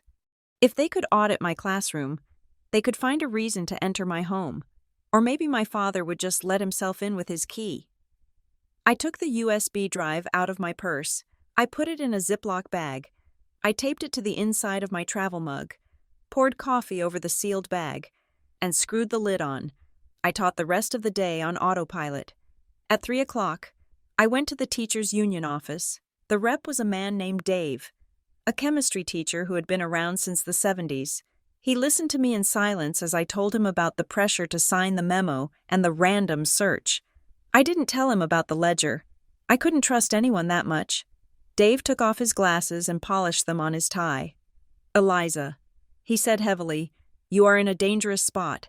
I haven't done anything wrong." "Dave, I refuse to sign a lie." "It doesn't matter," he said. "The district has deep pockets. They have a law firm on retainer that specializes in crushing liability.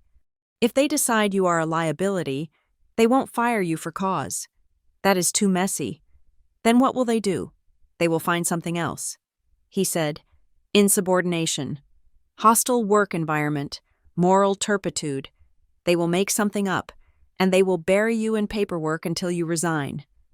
He looked me in the eye.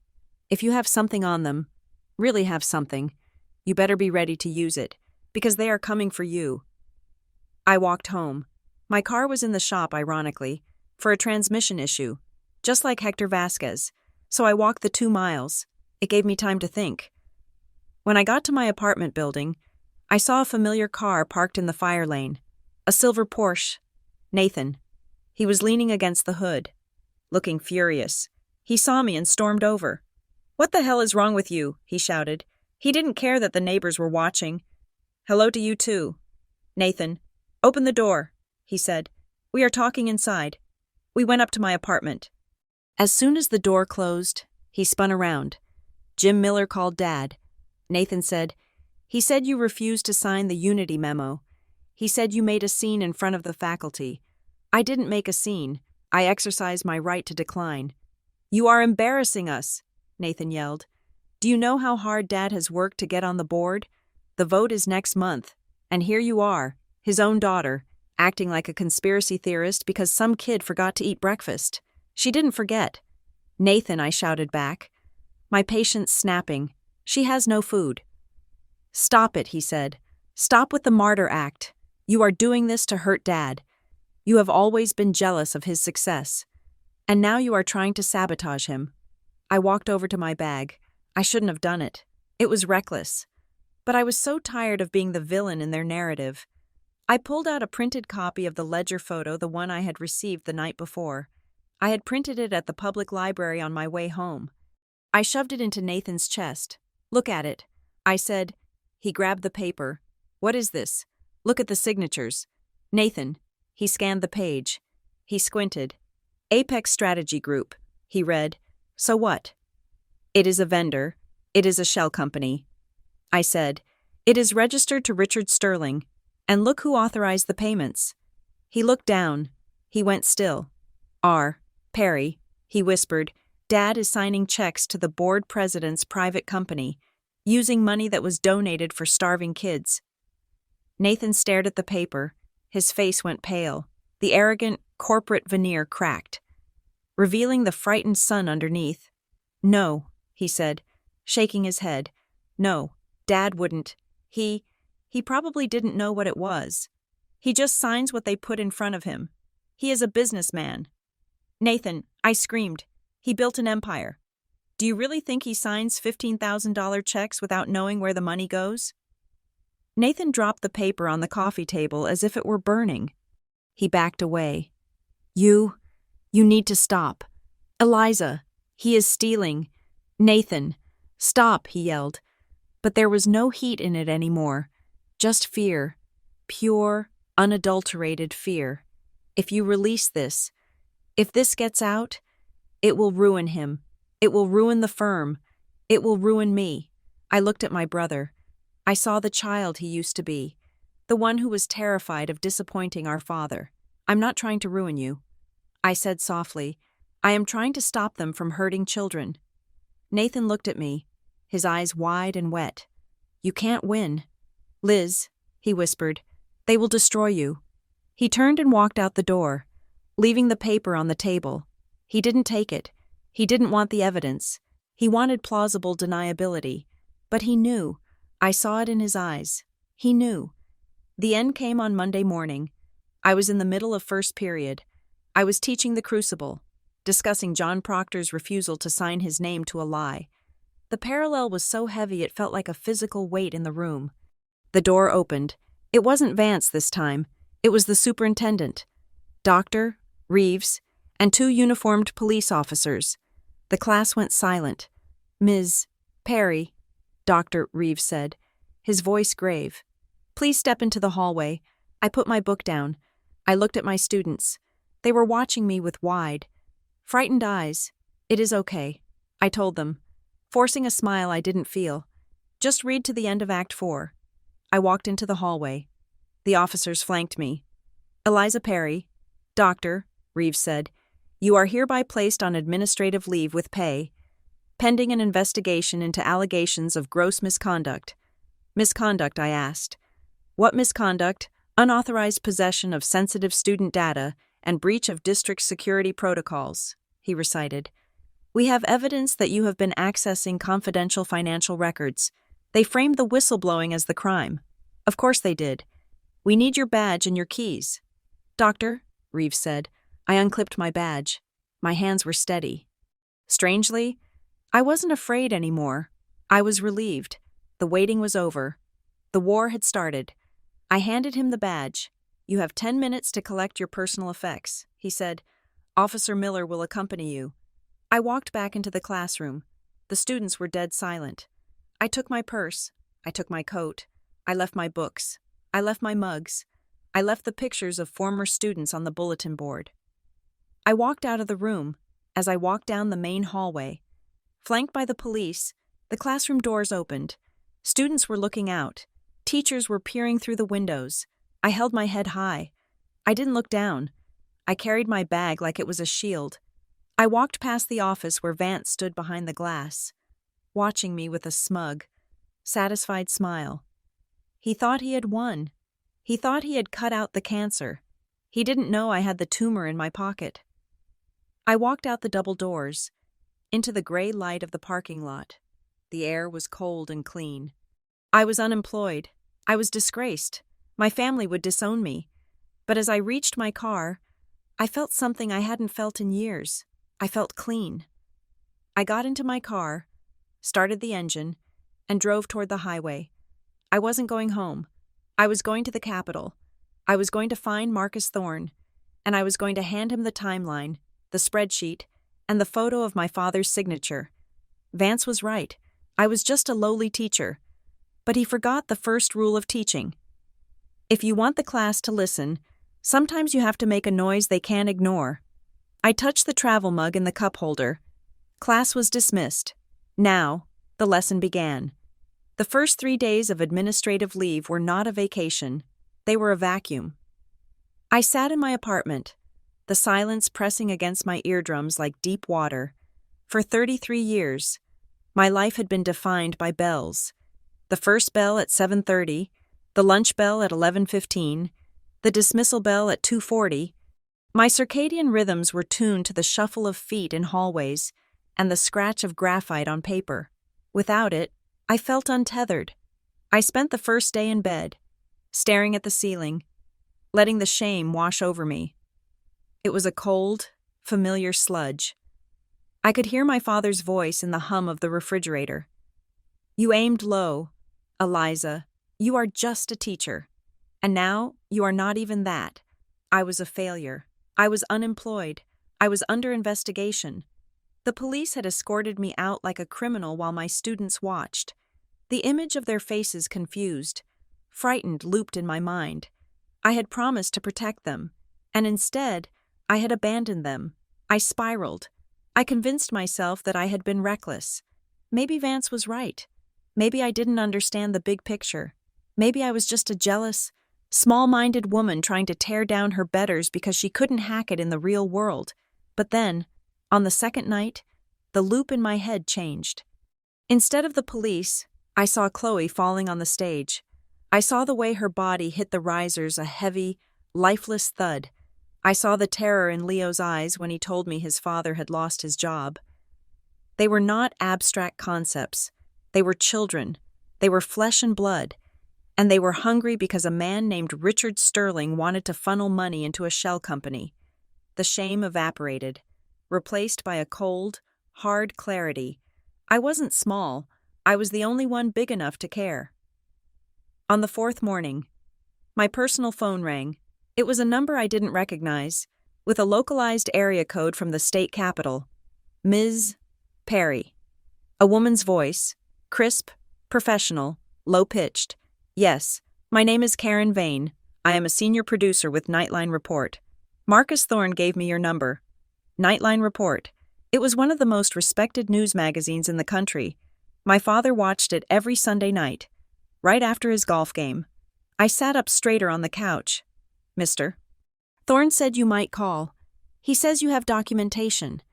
Karen said, he says you have a ledger. I do. I need to see it. Eliza, and I need to see you. I hesitated. I am under investigation. Karen, if I talk to you, if you don't talk to me, she interrupted, then the district's narrative stands. Medical episode. Fully funded support. Disgruntled employee. Is that the story you want on the record? No. I said, then meet me. There is a diner off Interstate 90, about 20 miles north of Briar Glen, the Red Oak. Do you know it? I know it. 2 hours. Come alone. And bring the drive. The Red Oak Diner was a relic of the 1950s, smelling of stale coffee and bacon grease. It was empty, save for a trucker eating pie at the counter. Karen Vane was sitting in a booth in the back corner. She didn't look like a TV producer. She looked like a weary academic, gray hair pulled back in a severe bun. No makeup, wearing a thick wool coat. I slid into the booth opposite her. I placed the travel mug on the table. She looked at the mug, then raised an eyebrow. It is inside, I said, taped to the lid, waterproofed. She smiled, a small, tight expression. Clever. You would be surprised how many sources hand me a manila envelope in broad daylight. She opened a laptop and gestured for the drive. I unscrewed the lid, dried off the Ziploc bag with a napkin, and handed her the silver USB stick. She plugged it in. I watched her eyes scan the screen. She didn't speak for 10 minutes. She clicked through the spreadsheets Ben had pulled. She looked at the photos of the ledger I had taken. She read the emails I had saved. Finally, she looked up. This is systematic, she said. It is not just skimming, it is a laundering operation. She turned the screen toward me. We ran a background check on Apex Strategy Group after Marcus sent over your preliminary notes. She said, it is a ghost ship, no employees, no office. Just a P.O. box in Delaware and a registered agent in the capital. But look at the bank transfers. She pointed to a column of numbers. Money goes in from Briar Glen School District for consulting services. 3 days later, money goes out to Sterling Holdings, LLC, and Vance Educational Partners. They are paying themselves. I whispered. They are stripping the charity for parts. Karen corrected. And your father? She clicked on a PDF. It was a scanned document titled Bright Steps Advisory Circle, Charter Member Agreement. He is not just a donor. Eliza, look at the fine print. I leaned in. Advisory Circle members are entitled to a quarterly stipend for strategic oversight, equivalent to 5% of total fund disbursements. I felt the blood drain from my face. He gets paid, I asked. My father gets paid to donate. He donates $10,000, Karen said. Doing the math in the air, the fund disperses, say $200,000 a year. 5% of that is $10,000. He gets his money back, plus the tax write-off, plus the social clout of being a diamond-tier philanthropist. It is a wash for him financially, but he buys status for free. I sat back against the vinyl booth. He told me it was the family's contribution. He told me I should be proud. He bought a membership to a club, Eliza, and the dues were paid by the students who didn't get their meal vouchers. It was so petty. That was the worst part. It wasn't a grand heist. It was a cheap, grimy little scheme to look important. My father, the man who preached about real value, had sold his integrity for a gala ticket and a title. Karen closed the laptop. I have 2 other people you need to meet. She said, who? Greg Henderson and Sarah Jenkins. Greg. The history teacher, I asked. I thought he moved to Ohio. He lives in a studio apartment 10 miles from here. Karen said, he works at a bookstore. And Sarah, well, you know Sarah.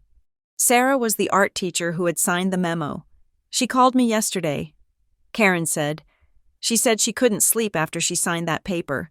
She wants to talk. We met at Greg's apartment. It was small, cluttered with books, and smelled of cat litter.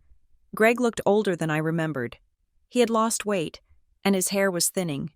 Eliza, he said, hugging me. I heard what they did, the walk of shame. They call it escorting. I said dryly. Sarah was sitting on the radiator, hugging her knees. She looked terrified. I am sorry. Eliza, she whispered. I signed it. I was so scared. Vance was staring right at me. It is okay. Sarah, I said, I understand. Karen took charge. We need to map this out. We need to connect the dots between the denials and the payments.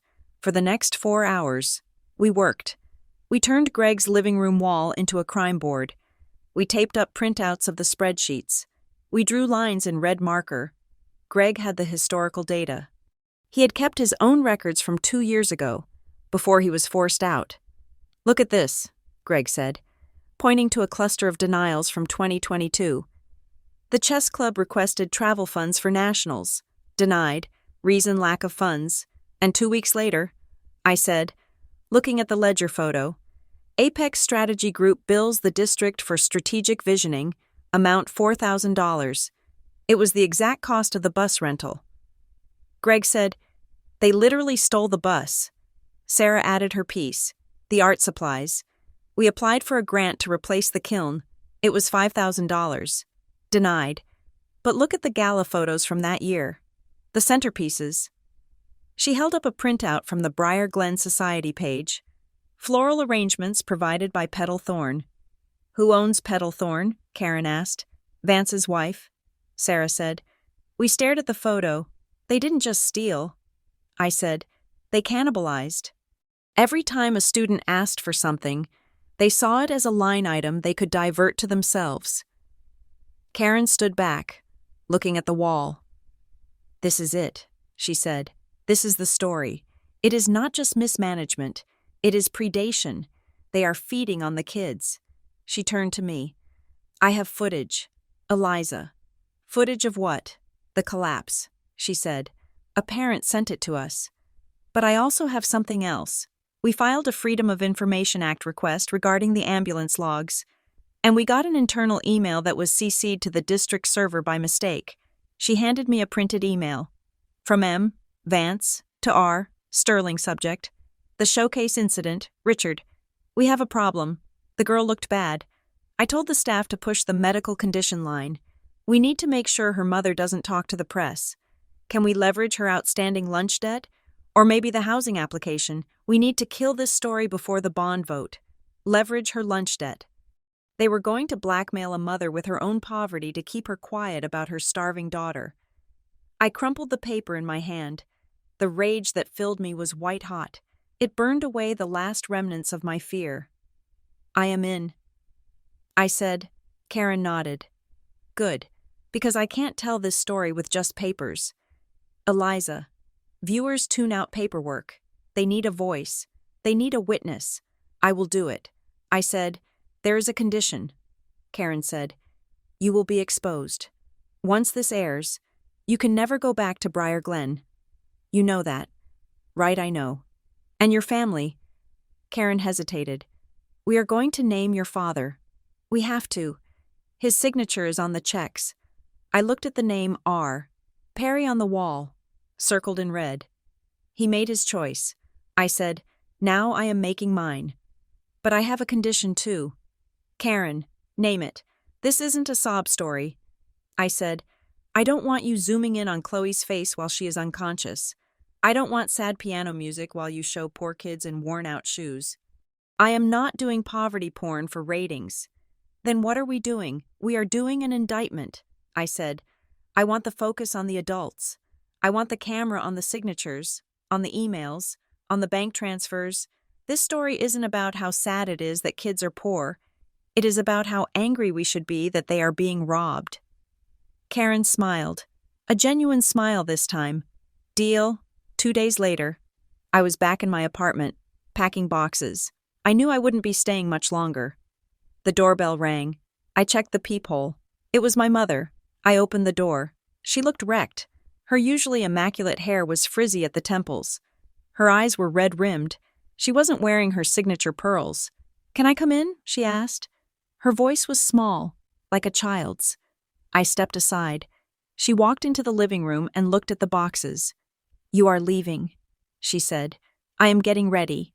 I said, "Eliza, please," she said, turning to me. She reached out and grabbed my hands. Her palms were clammy. "Your father? He is a mess. He hasn't slept. Nathan told us you have papers. He stole money." "Mom," I said gently. "He didn't steal." She pleaded. He participated.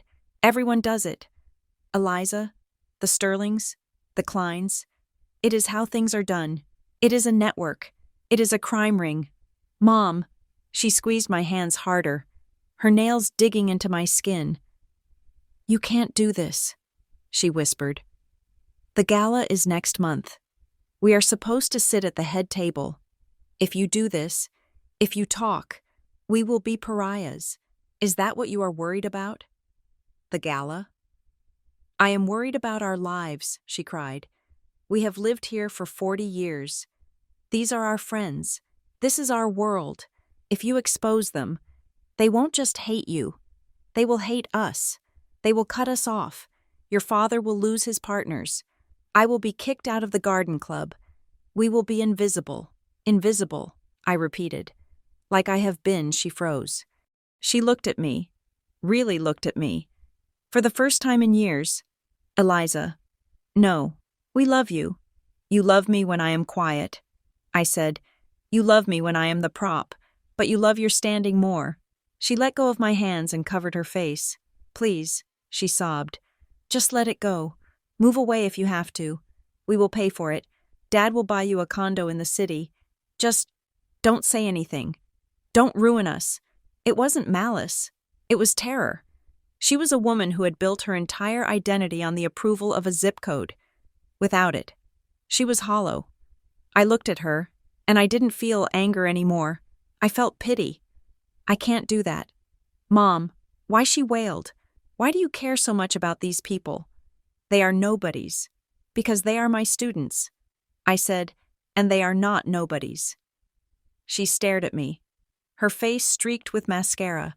She saw the resolve in my eyes, and she knew she had lost. She gathered her purse. She stood up, smoothing her coat with trembling hands. "You are selfish," she whispered. "You have always been selfish.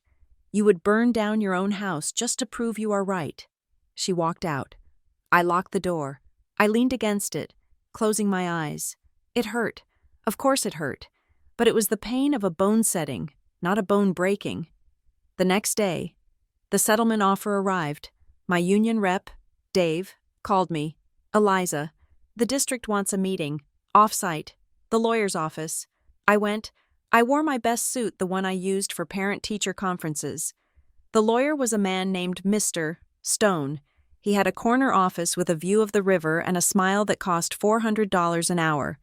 "Ms. Perry," he said, sliding a thick document across the polished mahogany table, "we are prepared to offer you a very generous resolution." I didn't touch the document. "I am listening. The district accepts your resignation, effective immediately," he said. "In exchange, we will provide you with a full year's salary as severance. Additionally, we will provide a neutral, positive letter of reference that will allow you to secure employment in any other district in the state." And the catch I asked. He tapped the document, a standard non-disclosure agreement. "You agree not to discuss the details of your employment, the Bright Steps Fund, or any student matters with the media or any third party. You agree to delete any and all district data in your possession. You agree to walk away."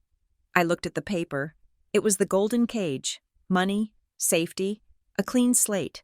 I could move to a nice suburb, get a job teaching AP English, and pretend none of this ever happened. My parents would be relieved. I could probably even salvage my relationship with them. Eventually, all I had to do was sell my silence. I thought about the email from Vance, leverage her lunch debt. I thought about my father's signature on the check. I thought about the way the students looked at me when I walked out. Confused silence. If I signed this, that silence would last forever. I stood up. "Ms. Perry," the lawyer said, "you haven't read the terms. I don't need to read them." I said, "It is $50,000. "Eliza." Dave whispered next to me. "Take it." I looked at Mr.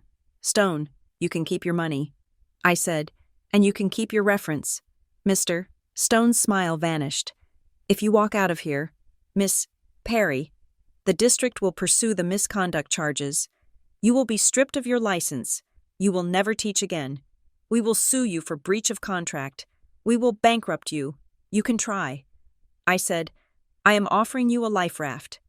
He snapped, "You are drowning, and you are too stupid to see it." "I am not drowning." I said, "I am swimming." I turned and walked out of the office. Eliza Dave called after me. "Eliza." "Wait." I didn't wait. I took the elevator down to the lobby. I walked out into the sunlight. My phone rang. It was Karen Vane. "I just left the lawyer." I said, "Did you sign no?" "Good," she said, "because the studio is booked for tomorrow night. Can you be in New York by 6? I will be there." I said. The studio in New York was freezing. It was a cavernous black room filled with cameras and lights. I sat in the makeup chair while a woman dusted powder onto my face. "You have nice skin," she said absently. "Just a little tired around the eyes. I haven't been sleeping well." I said. She hummed. "Well, the lights will wash that out." Karen came in. She was holding a clipboard. "Okay, Eliza, here's the run of show. We start with the background package, the timeline, the graphics of the money flow, then we cut to you." She looked at me. "We are going to shadow your face at first," she said. "Standard whistleblower protocol. We will distort your voice." "No," I said. Karen paused. "Eliza, the harassment, no shadows," I said, "and no voice distortion." "Are you sure I am sure?" I thought about my father. He loved the spotlight. He loved his name on the donor wall.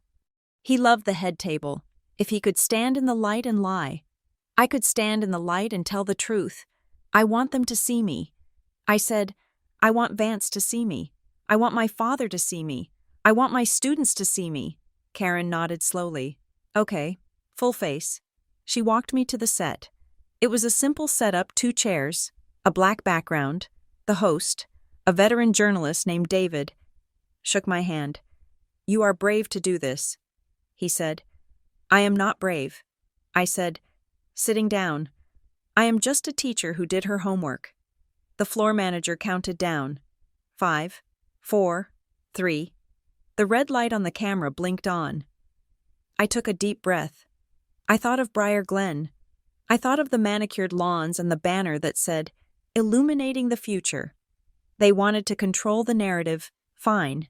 But tonight, I held the pen, and I was about to rewrite the ending. The leather of my father's armchair was imported from Italy, a rich, cognac-colored hide that smelled of money and old tobacco. On Sunday night, Robert Perry sat in it like a king on a throne, a crystal tumbler of scotch resting on the side table. My mother, Catherine, was curled on the sofa, a cashmere throw draped over her legs. She was nervous, her eyes darting to her phone every few seconds. But my father was calm. He was more than calm. He was expectant. They were watching the television. The 60-inch screen was tuned to Nightline Report. I was not there to see it. But I knew the scene as intimately as I knew the back of my own hand. I knew that my father had called 3 of his golf partners to tell them to tune in. I knew my mother had texted the entire garden club. They believed, because they had to believe, that the segment was going to be about the resilience of Briar Glen. They believed the producers had come to film the success story of Bright Steps, the charity that proved the wealthy took care of their own. In a hotel room 3 hours away, I sat on the edge of a stiff mattress, staring at the same broadcast. Karen Vane, the producer, sat in the chair opposite me. "It is starting," Karen said, "on the screen." The dramatic opening music of the show played a chaotic, urgent symphony of strings. The logo spun and settled. The host, David Mercer, appeared behind the glass desk. He did not smile. "Tonight," Mercer said, his voice grave, "we take you to the picturesque town of Briar Glen. It is a place of manicured lawns, championship football teams, and a school district that prides itself on excellence. But beneath the surface of this American dream lies a nightmare for the students left behind.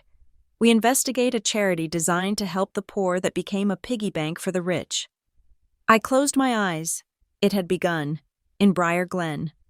My father must have stiffened. The Scotch glass would have paused halfway to his mouth. The screen cut to footage of the high school. It was beautiful, shot in the golden hour, the bricks glowing warm and inviting. Then, the music shifted. It became discordant. The image cut to a silhouette. It was me.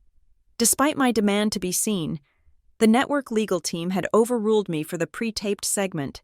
They argued that until the allegations were substantiated by a grand jury, they had a duty to minimize immediate retaliation. So, I was a shadow against a gray background. My voice digitally deepened just enough to strip away the familiarity. I was a teacher there for 10 years. The voice on the television said, "I believed in the mission. I believed we were there to lift students up." But then I started seeing the cracks. I saw children who were hungry being denied meal vouchers because they didn't fit the marketing image.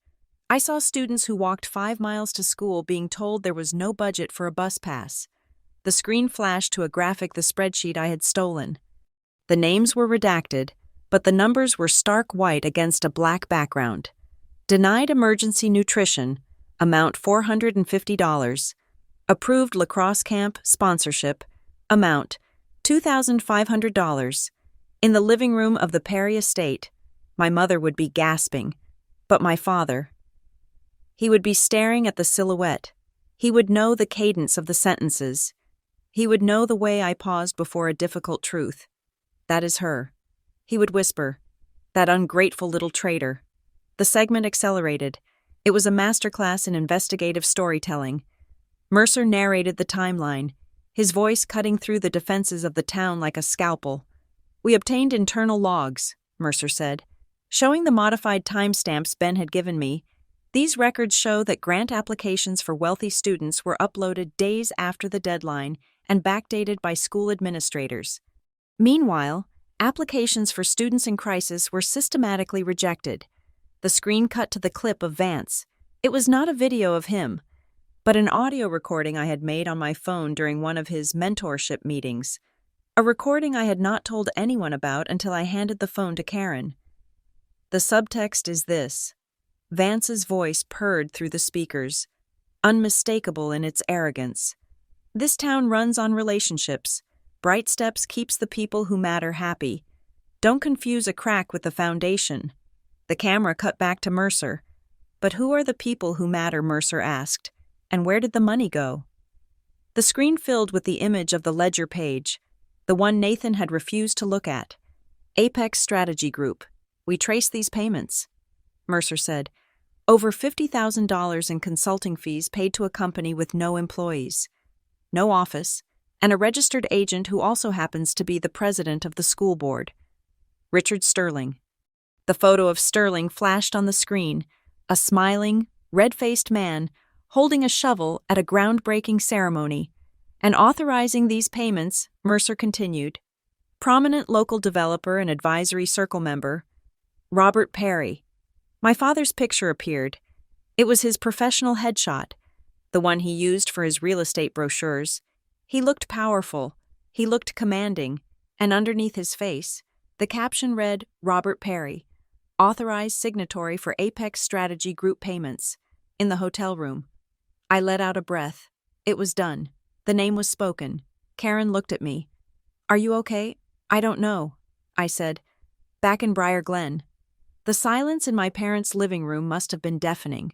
The pride was gone. The expectation was gone. There was only the cold, hard dread of a man who realizes the world is finally seeing him clearly. But the silence didn't last long. Within minutes, the internet exploded. The hashtag Briar Glen fraud began to trend. The school district's Facebook page was inundated with comments from furious parents, taxpayers, and former students, and then the retaliation began. It didn't come from Vance. It came from the board. A notification popped up on my laptop. It was a tweet from a personal account belonging to a board member, Mrs. Holloway. The anonymous source on Nightline is Eliza Perry, a disgruntled, incompetent teacher who was placed on leave for harassment and is now trying to destroy our community with lies. She is not a whistleblower.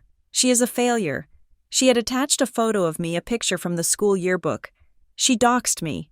Karen swore softly. We need to move you. Why, I asked. I am already at a hotel. Because people are crazy. Eliza. And this is a small-town mentality on a national stage. Look, she turned her laptop toward me. The comments under Mrs. Holloway's post were rapid and violent. She lives in the Cedar Apartments. I saw her car there. Someone should teach her a lesson about loyalty. Liar. Traitor. My phone began to ring. Unknown numbers, one after another. Then, a text from a number I knew, my landlord.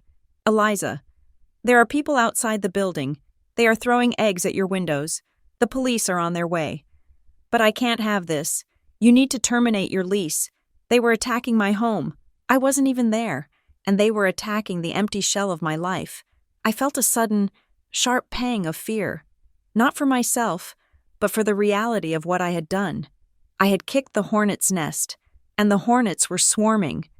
We are going to a different hotel, Karen said. Standing up, pack your bag, now. We drove through the night, moving to a nondescript motel 2 towns over. I sat on the bed, watching the phone vibrate. At 2 a.m, a voicemail appeared. It was my mother. I stared at the screen. I debated deleting it. I debated throwing the phone into the toilet. But I pressed play. Eliza. Her voice was thick, choked with tears and wine. I hope you are happy. Your father is in the study with the lawyers. The phone hasn't stopped ringing. The Sterlings won't take our calls. She took a ragged breath. We gave you everything. We paid for your college. We gave you a down payment for your car. We tried to help you be something, and this is how you repay us, by humiliating us, by making us criminals on national television. There was a pause, a long, heavy silence where I could hear her breathing. Why couldn't you just be normal, she whispered. Why couldn't you just teach your class and be quiet? You always have to be the problem. You always have to be the one who ruins it. The message ended. I sat there, the phone cold in my hand.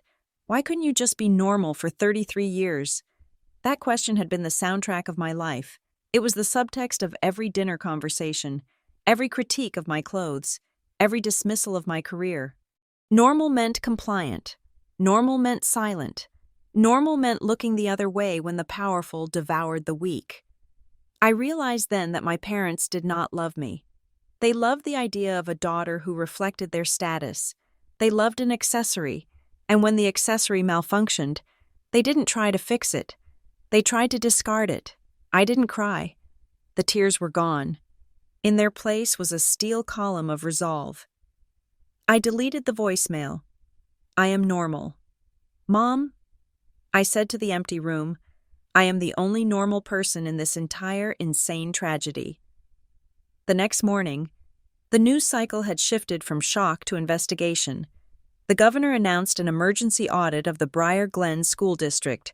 The state attorney general's office issued subpoenas for the Bright Steps financial records. Cameras were swarming the town. News vans were parked on the lawn of the high school. Vance was filmed running to his car, covering his face with a folder. I was watching the coverage when an email arrived. Subject FWD, Gala Sponsorship Agreement. Confidential. From Nathan Perry. My breath hitched. Nathan, I opened it. There was no message in the body of the email, just an attachment and a single line of text. I didn't know. I do now. I opened the attachment. It was a PDF of the sponsorship contract for the Crown and Cedar Gala. It was signed by Richard Sterling and the event coordinator. I scrolled to the addendum on page 4. Sponsorship benefits Diamond Tier donors shall receive priority consideration for discretionary grant allocation for family members and business affiliates. Additionally, Diamond Tier donors are exempt from standard audit requirements for vendor contracts. It was written down. They had actually written it down. It was a formalized system of bribery, codified in a contract. Nathan had access to this because his firm had sponsored a table. He had gone into his own files and found the smoking gun that proved it wasn't just a few bad actors, it was the bylaws of the organization.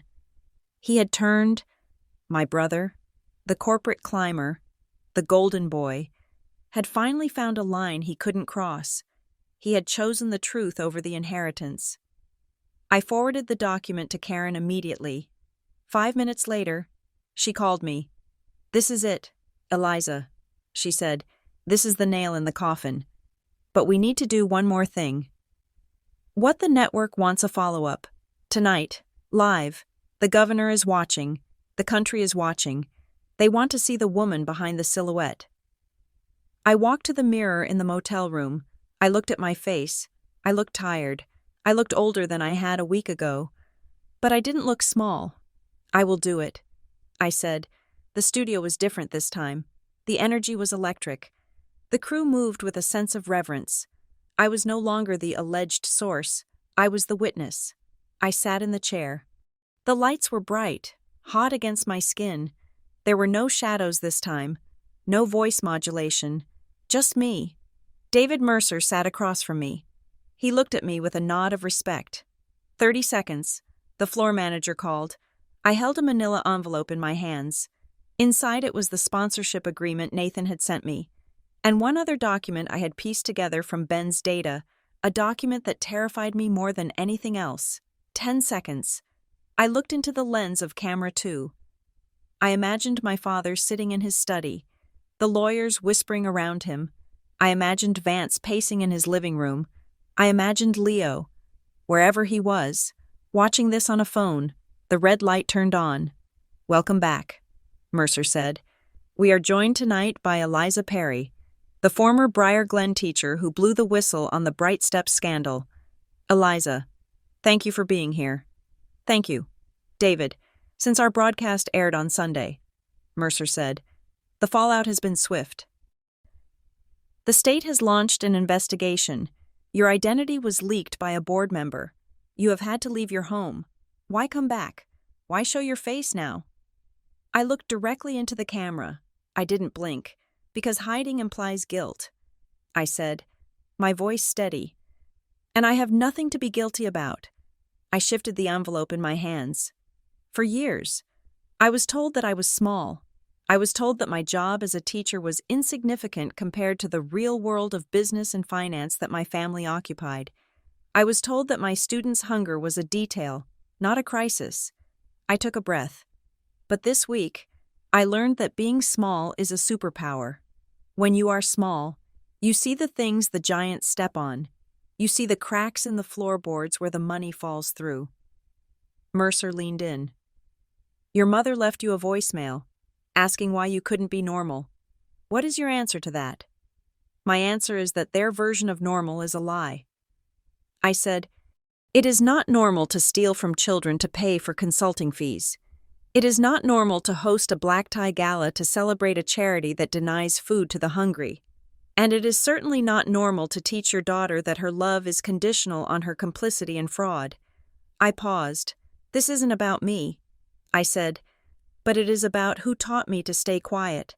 It is about a culture in Briar Glen that values reputation over integrity." Mercer nodded. "You have brought new evidence with you tonight." "I do," I said. I lifted the envelope. "My brother sent me a document today." I said, "It proves that the kickbacks were not accidental. They were contractual. The donors were promised access to the funds in writing." I saw Mercer's eyes widen. "But that is not all," I said. I turned toward Mercer, but I kept my eyes on the monitor, looking at the invisible audience, and reviewing the ledger pages again. I found a pattern I missed the first time.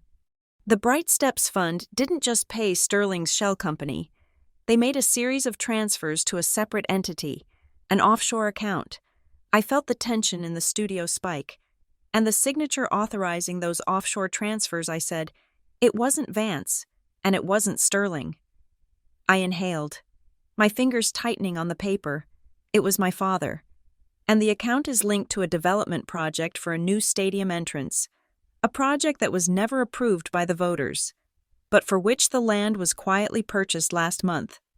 Mercer looked at me, realizing I was going off script, realizing I was about to drop a bomb that would turn a fraud case into a federal racketeering charge.